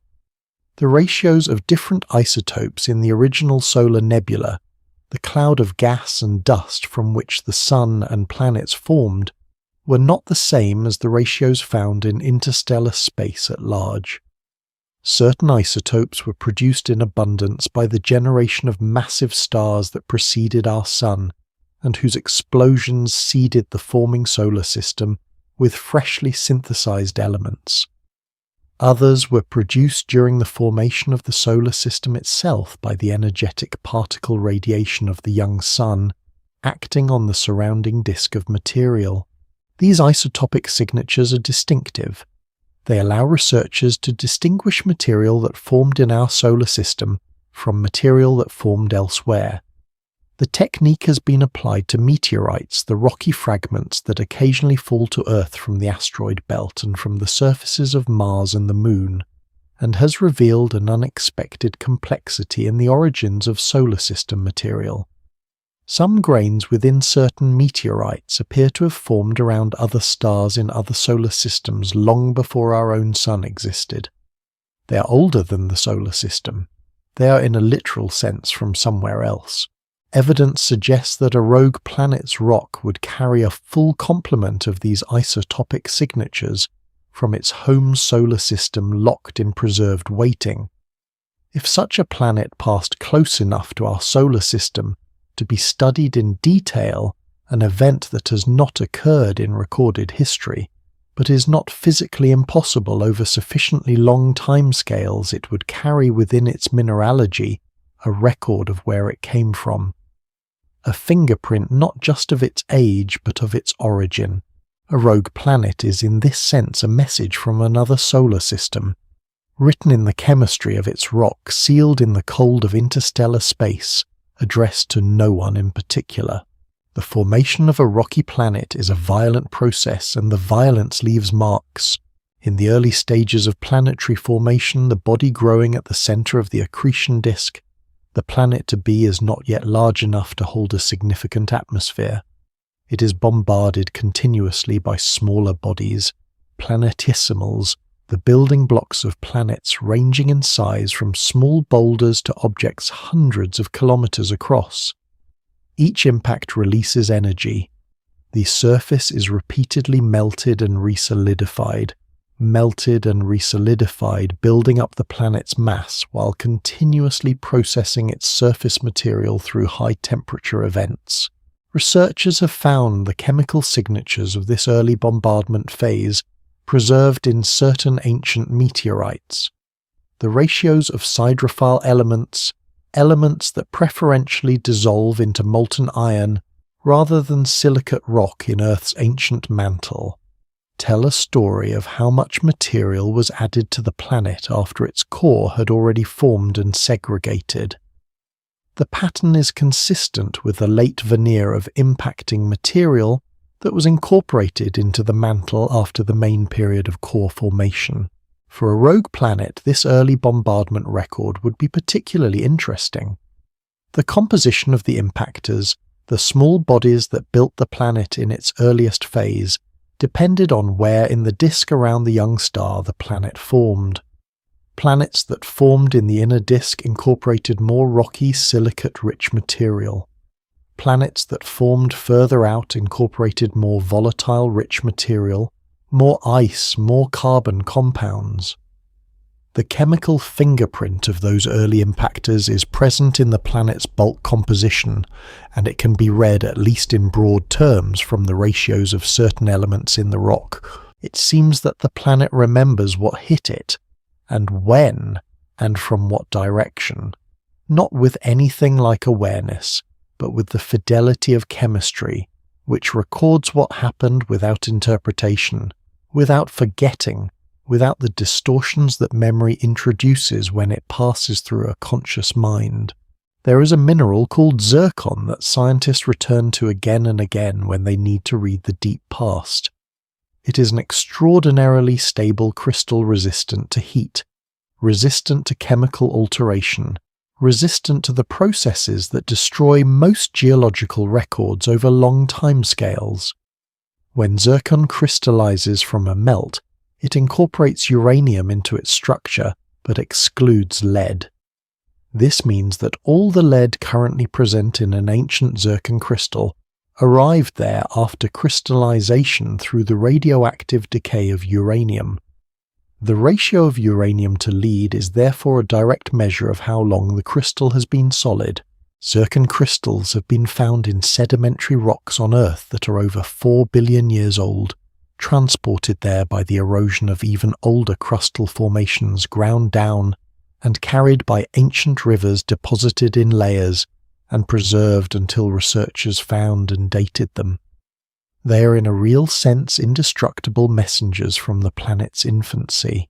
What we understand so far suggests that rogue planets would form zircon crystals in the same way Earth did, and that those crystals on a world with reduced geological recycling might survive to the present day in their original crustal formations, intact, unmelted, still carrying the isotopic record of the moment they solidified from the magma of the young planet's surface billions of years ago in a solar system that may no longer exist. The younger stars in the galaxy are still forming. The oldest are long dead. In between, scattered across billions of years of stellar history, countless solar systems have formed and dissolved their planets, surviving their stars or being flung outward into the dark, carrying their zircons, carrying their isotopic records, moving through interstellar space with the chemical autobiography of worlds that no longer have a sun. Psychologists often note that the human sense of personal identity is deeply connected to memory, to the continuous thread of recalled experience that links the self of this moment to the self of years past. Without memory, the sense of continuous identity begins to dissolve. The self becomes only the present moment with no backstory, no context, no accumulated understanding of who it has been. A rogue planet has no consciousness, no experience of identity, but it has something that functions analogously to memory at the level of matter, the record in its rock, the isotopic ratios in its zircons, the chemical fingerprint of its early bombardment, the orientation of its magnetic crystals. These are not memories in any experiential sense, but they are records faithful, detailed, persistent of everything the planet has been through since it formed. And unlike human memory, which is reconstructive and fallible, and subject to revision with each retrieval, the chemistry of ancient rock does not change. It does not reinterpret the past in the light of the present. It holds what happened with a fidelity that no biological memory system approaches. The planet does not know where it came from, but it carries that information perfectly in its oldest stone. There is something in that, in the idea of an object that carries its entire history without knowing it, that moves through the universe with the full record of its formation intact in its deepest layers, that the mind can hold gently in this quiet hour without needing to resolve into anything. The oldest parts of this planet we live on carry similar records in their zircons and their ancient shields and their deep mantle inclusions. The matter that makes up every living thing carries records of a different kind, in the sequences of its molecular machinery, in the shared genetic signatures that trace the common ancestry of everything alive. Everywhere, at every scale, matter carries the record of where it has been. The rogue planet carries its record through the dark, patient, complete, moving through space that holds it without asking anything of it. And the mind, it seems, has been keeping something still and patient all along, not so different from this in its way. Something older than the day just past, something that holds its record quietly beneath everything that came after.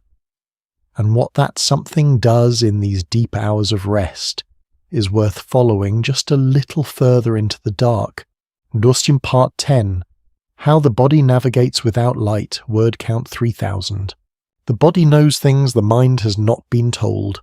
This is not a mystical observation. It is in a fairly precise sense a description of how human biology actually works. The conscious mind, the part that forms sentences, makes decisions, follows arguments, notices that it is lying in a dark room listening to a quiet voice is only one layer of what is happening inside a human being at any given moment. Beneath it, and in many ways more ancient than it, there are systems running continuously that the conscious mind did not design, does not control, and is largely unaware of. One of them is doing something right now in this room, in this darkness. It is measuring, monitoring, adjusting, taking in information about temperature, about light levels, about the position of the body, about the chemical state of the blood, and using all of that to make thousands of small adjustments to hormone levels, to breathing rate, to the degree of muscle tension in the limbs, to the depth and character of neural activity in the brain. It is doing this without instructions, without awareness, without needing to be told that it is night time and that the body should rest. It already knows. The system responsible for coordinating all of this is the one neuroscientists have studied most intensively over the past several decades, the circadian system already touched on, in the context of what its absence might mean for life on a rogue planet. But the rogue planet consideration was about organisms in permanent darkness. What happens here in a body that has darkness available to it for a few hours each night is a different and more familiar story, and it is worth telling slowly because it is happening to you right now. The primary timekeeper in the human brain is a structure called the suprachiasmatic nucleus, a tiny cluster of roughly 20,000 neurons located in the hypothalamus, just above the point where the two optic nerves cross. It is small enough that it went unidentified as a critical structure until the early 1970s, when researchers found that destroying it in laboratory animals abolished their circadian rhythms entirely. Without it, the animals' sleep-wake cycles, feeding patterns and hormone rhythms, became random, not absent, but uncoordinated, no longer organized around any external signal. With it intact and receiving light input from the eyes, the system is extraordinarily precise. Neuroscientists have observed that the suprachiasmatic nucleus can maintain circadian rhythms accurate to within a few minutes per day, and it does this not by counting time directly, but by running a molecular feedback loop inside each of its cells, where specific proteins activate the production of other proteins that then suppress the first ones, creating a cycle that completes in approximately 24 hours. This loop is running in you right now. It has been running since before you were born. It ran through your childhood, through every late night and early morning, through every season change and time zone crossing and disrupted schedule. It does not stop. It simply continues checking itself against the light it receives each day, making small corrections, keeping the rhythm. What the rhythm is doing in this particular hour in the deep part of the night when darkness has been present for some time, and the body has begun its downward arc toward the deepest rest, is something worth attending to gently, because it is not nothing. Melatonin, the hormone most closely associated with sleep onset, is produced by the pineal gland, a small structure near the center of the brain, whose function eluded researchers for so long that it acquired in historical tradition a kind of mystical reputation. The philosopher René Descartes in the 17th century described it as the seat of the soul. He was wrong about that in the specific sense, but his intuition that it was important was not entirely misplaced. What the pineal gland actually does is translate the light signal received from the suprachiasmatic nucleus into a hormonal signal readable by the rest of the body. In darkness, it releases melatonin. In light, it stops. The transition is sensitive, even relatively dim light. If it contains the right wavelength, can suppress melatonin production and delay sleep onset. In the darkness of this room right now, melatonin is likely moving through the bloodstream. Not as a sedative, it is not a sedative in the pharmacological sense. It is more like a signal, a chemical broadcast that travels through the blood and reaches receptors in tissues throughout the body, telling each of them the dark part has begun. Adjust accordingly. The liver adjusts its metabolism.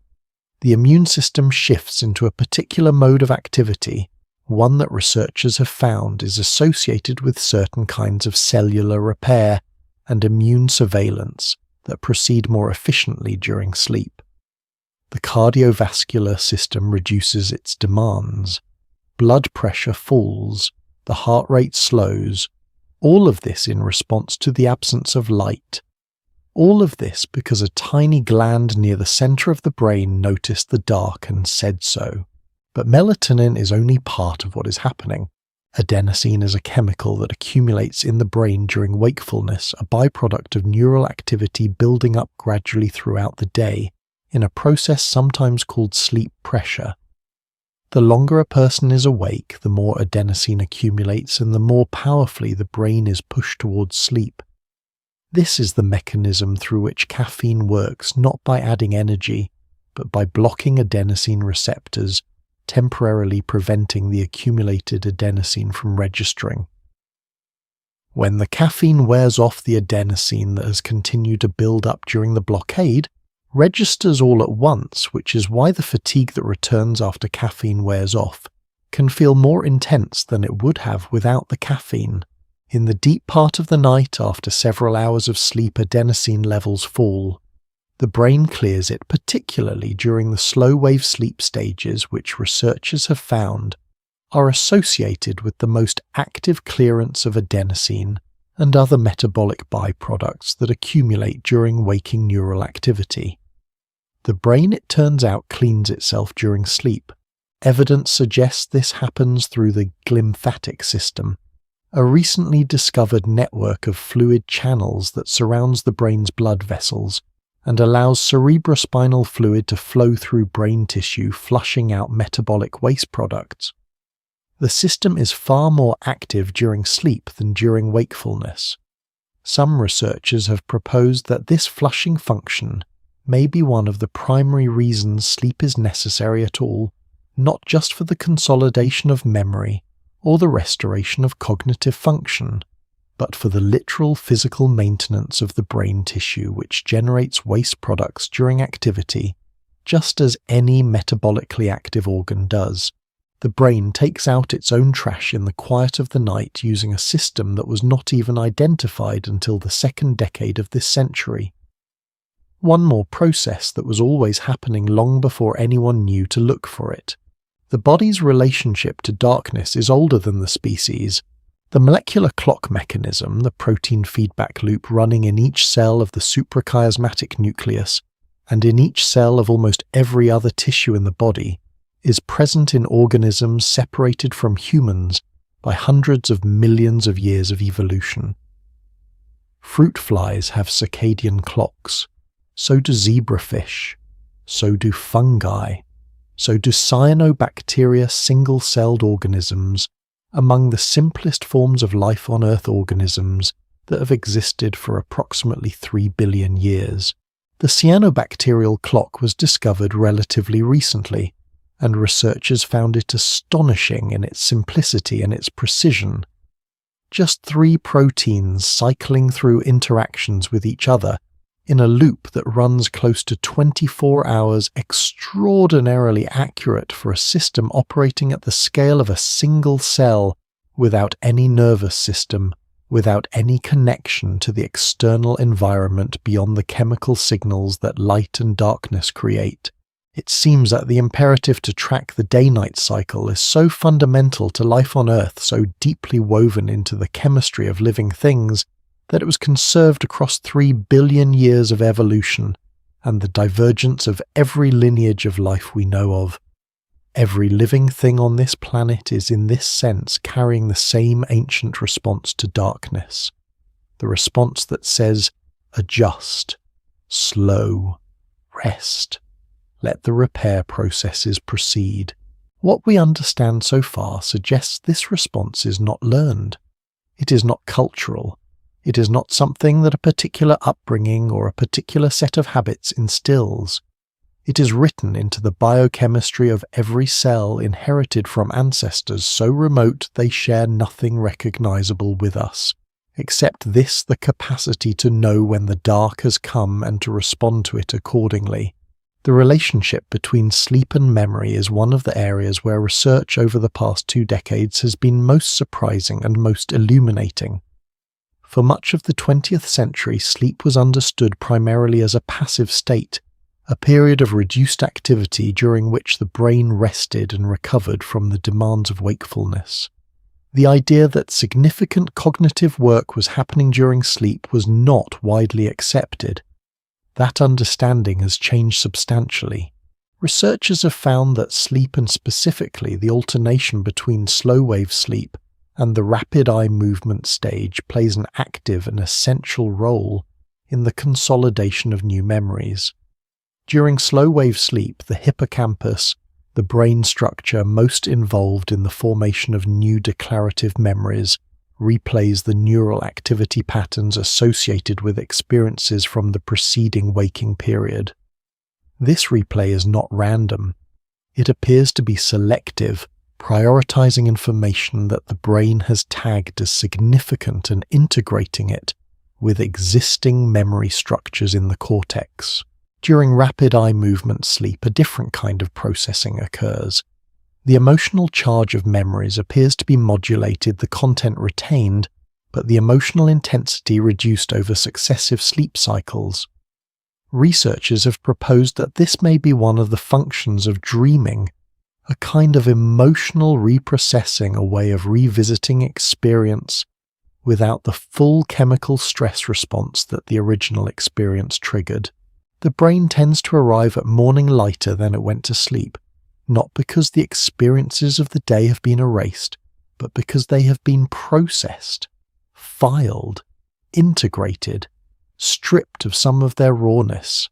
This is work, real, metabolically demanding, neurologically complex work, happening in the dark without direction, without the conscious mind's involvement. On a rogue planet, any organism in its hidden ocean would face a version of this same challenge, the need to maintain itself, to repair what is used up by activity, to consolidate whatever chemical or structural changes constituted learning in its biology. Without a light-dark cycle to organize these processes around those functions would still need to happen. Biology requires maintenance regardless of the astronomical context. What researchers find interesting in this comparison is that it highlights how much of what sleep does is not about the dark itself, but about the rhythm the dark provides. The darkness is not the restorative agent. It is the signal. It is the reliable environmental marker that the body uses to coordinate its internal processes to say now. Do the maintenance work now. Clear the adenosine now. Replay the memories now. Let the immune surveillance proceed now. A world without light cannot provide that signal. But the need for that maintenance does not disappear simply because the signal is absent. Any life adapted to a permanently dark environment would need to organize its maintenance cycles around something else, some other reliable rhythm, some other recurring signal in the environment. Scientists are still exploring what those signals might be. But the need for them, the fundamental biological requirement for a period of reduced external engagement during which internal work can proceed, appears to be deep enough that it may be a feature of life itself rather than a feature of life on a sunlit world. In this room, in this hour, the body is already well into that process. The melatonin has been circulating for some time, the adenosine has been clearing, the glymphatic system has been active, the hippocampus has been replaying quietly without any drama in neural patterns, too brief and complex to be experienced as anything recognizable the moments of the day that the brain considered worth keeping. The mind in these deep hours is not absent. It is occupied, doing something important in the dark without needing to be asked. Just like the internal heat of a rogue planet continuing its quiet work with no sun to drive it, no audience to observe it, no external validation of its necessity. Just the ongoing patient processes of a system maintaining itself through the dark, and somewhere in how a world without a star continues its long, unhurried journey through space, in the particular quality of that movement, that direction, that absence of destination. There is one more thing worth following quietly just a little further along. Part 11. Travelling without a destination. Word count 350. There is particular freedom in movement that has no destination. Not the freedom of escape that is a different thing edged with urgency, carrying the weight of what it is moving away from. This is something quieter. The freedom of a thing that simply continues in the direction it is already going, not because anything is pulling it forward, not because there is somewhere it needs to arrive, but because motion once established requires no further reason to persist. A rogue planet moves this way, not toward anything, not away from anything. In any meaningful sense, the solar system it departed is so far behind it, across such an immensity of time and space, that the concepts of toward and away have lost their relevance. It moves because it has always been moving, because the conditions of its formation gave it momentum, and the vacuum of interstellar space provides almost nothing to slow it down. A small drag from the thin interstellar medium, the sparse gas and dust between stars, but so small it would take billions of years to produce a measurable effect on velocity, so it continues, at tens of kilometers per second typically, faster than anything human engineering has produced, and yet against the scale of interstellar distances moving with a slowness that is itself almost indistinguishable from stillness. At 30 kilometers per second, it would take a rogue planet roughly 40,000 years to travel the distance between our Sun and its nearest stellar neighbour. 40,000 years of continuous motion to cross a gap that is in galactic terms essentially nothing. The galaxy is almost entirely emptiness. This is one of those facts that is easy to say and difficult to actually hold. The Milky Way contains somewhere between 100 billion and 400 billion stars. The uncertainty in that number reflects how difficult it is to count objects distributed across a disk roughly 100,000 light-years in diameter and several thousand light-years thick. But even with that many stars, the average distance between them is enormous. Several light-years. Dozens of trillions of kilometers of space between one star and the next. A rogue planet traveling through that space will in all probability never pass particularly close to any star. The geometry of the galaxy is simply too sparse. The planet moves. The stars move, all of them, including the Sun orbiting the galactic center, at their own velocities drifting relative to each other over millions of years. The probability of any two specific objects moving through that volume, coming within a significant gravitational interaction distance of each other within any given span of time, is very small. Researchers have calculated that a rogue planet might travel for hundreds of millions of years, sometimes for billions, without coming within a light-year of any stellar system. For most of its existence, a rogue planet is simply alone. In the way that the word alone becomes almost meaningless when scaled to the context not isolated from neighbors, but absent of the category of neighbors entirely. Moving through a space where neighbors are not a feature of the environment, and yet the rogue planet is not moving through nothing. The interstellar medium, the diffuse matter that exists between stars, is not a vacuum in the absolute sense. It contains gas, primarily hydrogen and helium, at densities far below anything achievable in a laboratory vacuum on Earth. In the densest regions, there might be a few hundred atoms per cubic centimeter. In the most diffuse regions, fewer than one atom per cubic centimeter. For comparison, the air in this room contains approximately 27 million trillion molecules per cubic centimeter. The interstellar medium is by any practical measure empty, but it is not nothing, and it carries information. Scientists have found that the interstellar medium is threaded with magnetic fields, not the strong concentrated fields of planetary bodies, but vast diffuse structures extending across hundreds of light-years, organized by the collective magnetic influence of stars and the charged particles they emit over millions of years.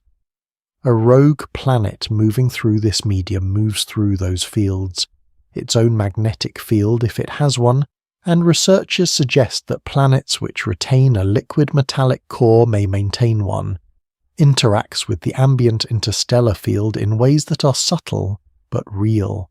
The planet leaves a small disturbance in the medium as it passes, a wake of sorts, a region of slightly compressed and then rarefied gas trailing behind the moving body. At the velocities involved and the densities of the medium, this wake is almost unimaginably faint, but it exists. It is another form of that quiet communication the rogue planet maintains with its surroundings without knowing it. Moving through the galaxy, leaving traces in fields and gas that will persist, dispersing slowly long after the planet has moved on. The Sun itself is doing this. This is sometimes overlooked in discussions of rogue planets and interstellar travel, the fact that our own star is moving. The Sun is not stationary at the center of anything.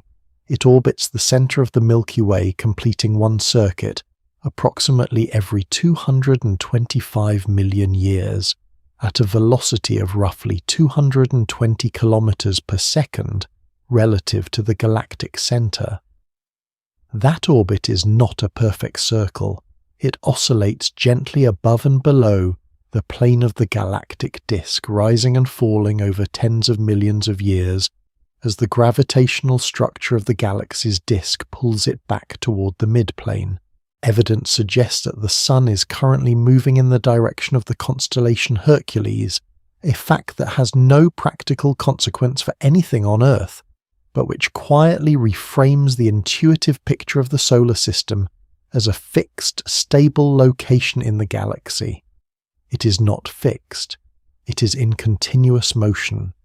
Every planet orbiting it, every asteroid and comet in its gravitational embrace every fragment of matter that has ever been associated with the solar system, all of it is travelling through the galaxy together in a long, slow spiral that has been ongoing for 4.5 billion years, and every rogue planet that was ever ejected from a solar system is travelling through the same galaxy but alone, on its own trajectory, no longer part of any shared motion, moving through the same fields and medium and sparse stellar neighbourhood, but unaccompanied. The image of the solar system as a travelling group, all its members moving together through galactic space and the rogue planet, as the member who is no longer part of the group, no longer on the shared trajectory, is one that researchers occasionally use when thinking about what ejection actually means on the longest timescales. What we understand so far suggests that the trajectories of rogue planets through the galaxy are not entirely random.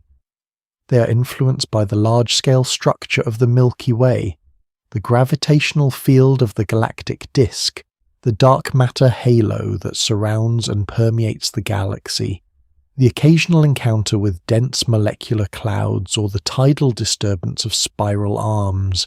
Over billions of years, these influences accumulate.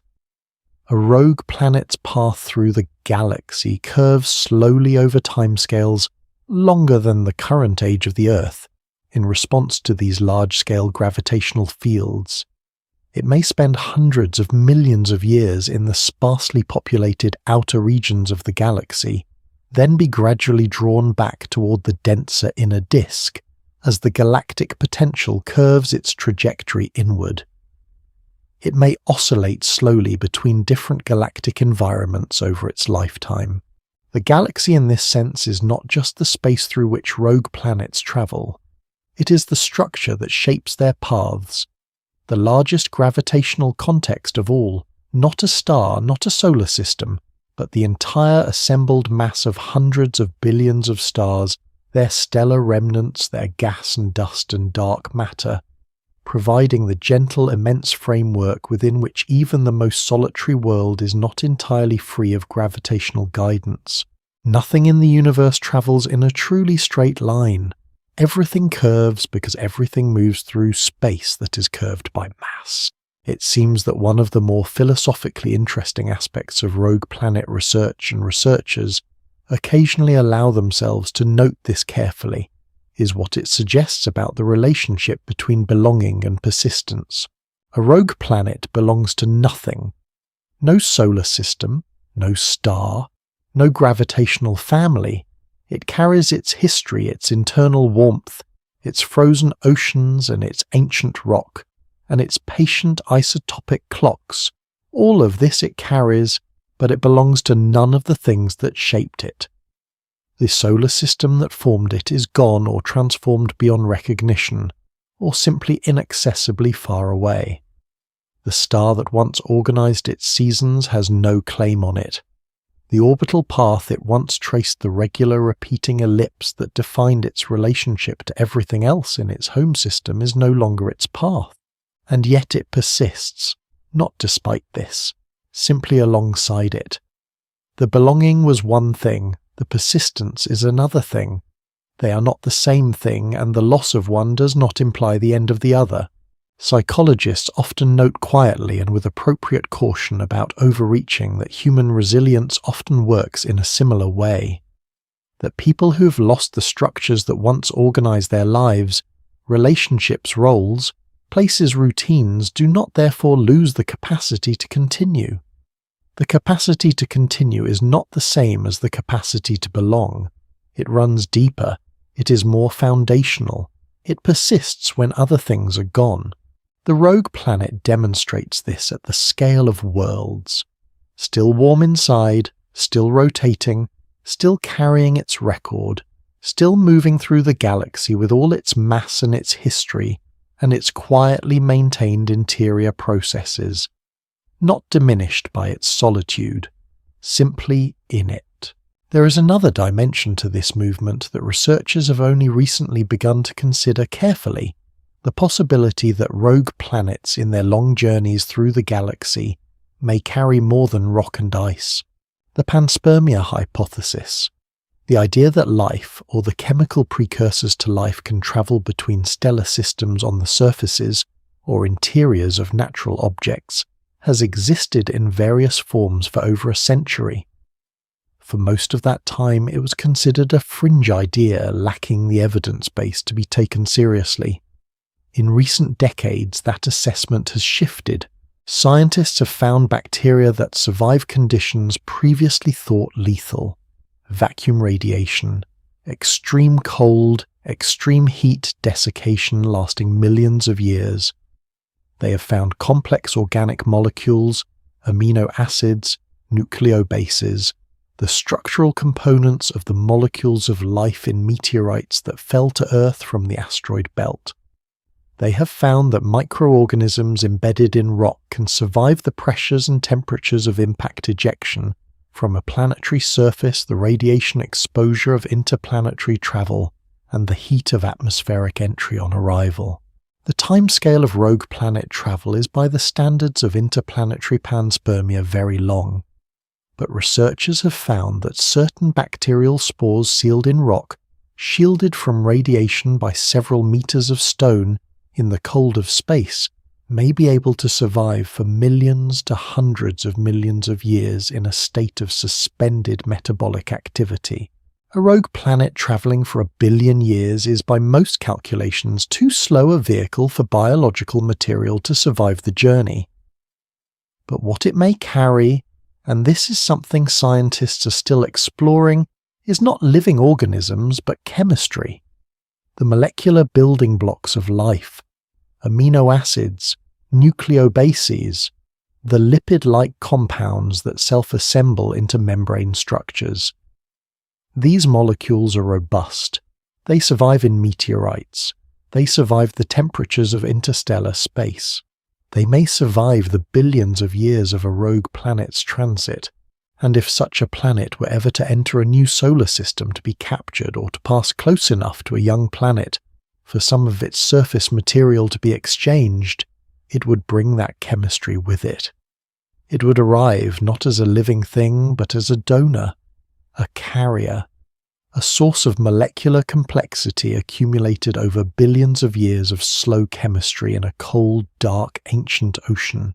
The galaxy may be seeding itself in this way, slowly, indirectly, through the long, patient journeys of worlds that carry more than rock.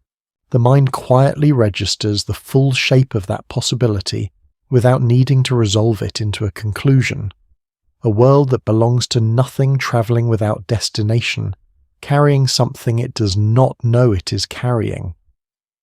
Moving through a galaxy that curves its path without asking anything of it in return. Warm inside, patient, old. There is a particular quality to being in motion without urgency. A quality that the body knows in certain moments as rest itself, when the effort of holding a position is released, and something simply settles into the direction it naturally goes. Not stopped, not arrived. Just moving quietly in the way that things move when they are no longer resisting anything. This hour has that quality. The breath finding its own rhythm. The body following the slow curve of its own internal processes, not toward anything in particular, but simply in the direction that rest takes. And where that direction leads, where the long journey of a rogue planet and the long journey of a night of sleep both eventually arrive, is a place that has no name in any language, but that the body recognizes completely when it gets there. Part 12. Drifting into the dark between stars. Word count 3,300. There is a region of the universe that has no good name. Not interstellar space, that is the space between stars within a galaxy, still relatively structured, still threaded with gas and magnetic fields, and the gravitational influence of nearby stellar masses. Not intergalactic space, that is the vast emptiness between entire galaxies, which has its own character, its own sparse population of stray stars and wandering matter. What has no good name is the space between those categories. the regions within a galaxy where the density of stars drops so low and the distances between them stretch so wide that the environment approaches something close to true emptiness. Not absolute void, nothing in the observable universe is absolute void, but something near enough that the distinction becomes almost philosophical. A rogue planet that drifts into one of these regions enters a silence that is difficult to characterize. The starfield thins. The aggregate glow of the galaxy, which in denser regions provides at least a faint ambient light, becomes something you would need instruments to detect. The interstellar medium already sparse in the galaxy's disk becomes sparser still. The magnetic fields that thread through the galaxy's structure become weaker, more diffuse, more uncertain in their direction. The planet moves through this, steadily, unhurried, carrying everything it has always carried. Astronomers have a term for the very faintest background of light that fills the universe, the cosmic optical background. It is the accumulated glow of every star that has ever shone across all of cosmic time, redshifted and scattered and diluted across 13+ billion years of expanding space, until it amounts to something barely measurable even with the most sensitive instruments. It is not darkness, but it is about as close to darkness as the observable universe gets. A rogue planet in the deepest intergalactic void moves through that background. Not illuminated by it, the intensity is far too low for that. But technically, precisely not in absolute darkness either. Bathed in the ancient, exhausted light of every star that has ever existed, researchers have found this measurement remarkably difficult to make accurately. The cosmic optical background is contaminated by the light of nearby stars, by dust, by the glow of our own galaxy, by the zodiacal light of dust in our solar system reflecting sunlight. Stripping away all of those foreground contributions to isolate the true background requires instruments placed in the outer solar system far from the dust and glare of the inner planets. The New Horizons spacecraft on its long journey past the orbit of Pluto and into the outer reaches of the solar system has contributed to this measurement, looking back at the sky from a vantage point where the foreground contamination is reduced, and finding that even there the background is brighter than models predicted. There is more light in the universe than the known stars can account for. Something else is contributing what exactly scientists are still exploring. Perhaps the glow of galaxies too faint to resolve individually. Perhaps a population of stars in intergalactic space between galaxies formed from gas clouds that never fully coalesced into a galaxy's structure. Perhaps in some small fraction the faint infrared glow of rogue planets themselves, billions of them each contributing an almost immeasurably small amount of thermal radiation to the cosmic background. The background glow of the universe may contain folded into it the warmth of worlds that have never seen a star. It seems that the universe has a tendency to be fuller than it looks. Every time a new instrument is built, or a new technique is devised, or a new question is asked of data that already existed, the answer tends to be there is more galaxies than the previous estimate, more stars than the previous census, more planets than anyone thought solar systems could hold, more complexity in the interstellar medium, more life in the extreme environments of Earth, more structure in the large-scale distribution of matter, more light in the cosmic background. The history of astronomy is in significant part a history of discovering that the universe is less empty than assumed, that the gaps between things are not simply gaps but environments, that the space between stars contains matter and fields and chemistry, that the space between galaxies contains stray stars and gas, and the faint light of structures not yet resolved into anything with a name. Rogue planets are part of that ongoing revision. Objects that were not predicted in the early models of planet formation. objects whose existence required new understanding of how chaotic the early lives of solar systems actually are. Objects that turned out, when the right instruments were trained on the right parts of the sky, to be not rare anomalies, but a population, possibly a population larger than the stars themselves. The universe, it turns out, has been quietly accumulating things in the dark for a very long time. A rogue planet does not know it is part of a population. It does not know it is part of anything. It has no awareness of the other rogue planets moving through the galaxy on their own separate trajectories, each one alone, each one carrying its own history, each one warm inside and frozen at the surface, and moving through the dark at its own velocity in its own direction. They do not communicate. They do not influence each other except in the rarest of close encounters, which may occur once in billions of years for any given planet. They are in the fullest sense independent, each one a complete system in itself, each one self-sustaining for as long as its interior heat lasts and its chemistry continues. And yet they share something. Not a relationship, not a common origin. They came from different solar systems formed at different times, around different stars were ejected through different mechanisms across billions of years of galactic history. What they share is a condition. The condition of moving through the dark alone, internally sustained, belonging to nothing, going nowhere in particular, continuing anyway.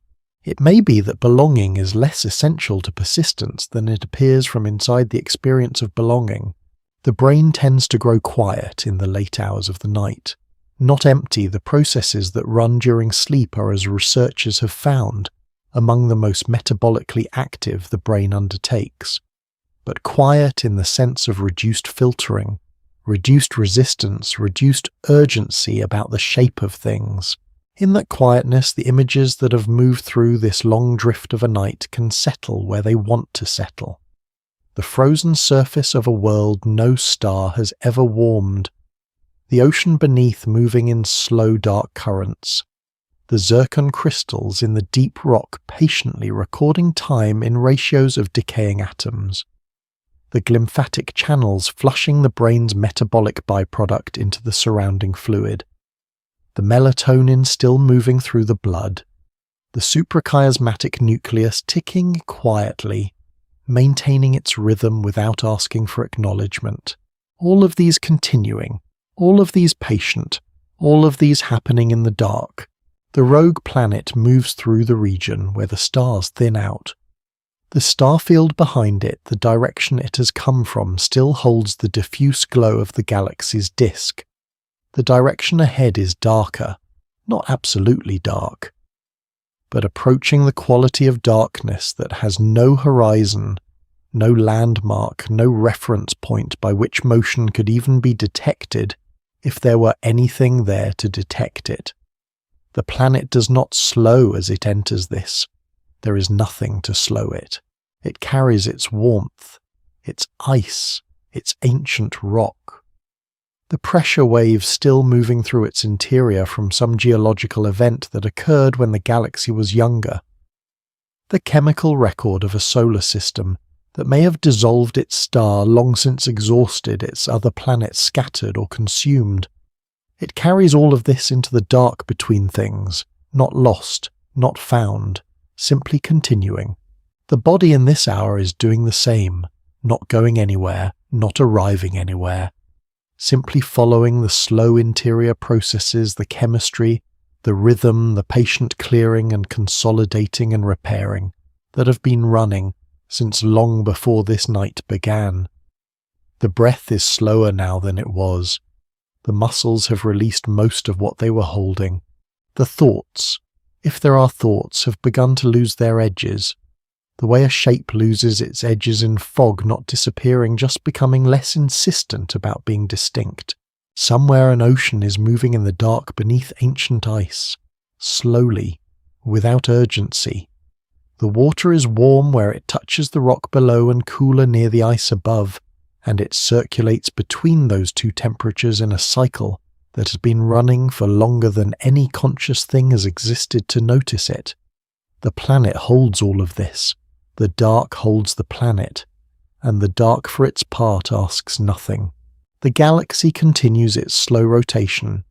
220 kilometers per second, the stars and their planets, and the rogue planets moving through the spaces between them, all of it turning around a center that is itself moving inside a universe that has been expanding since before the first star formed. Everything moving, nothing arriving. The rogue planet drifts. The ocean beneath its ice drifts. The thought drifts.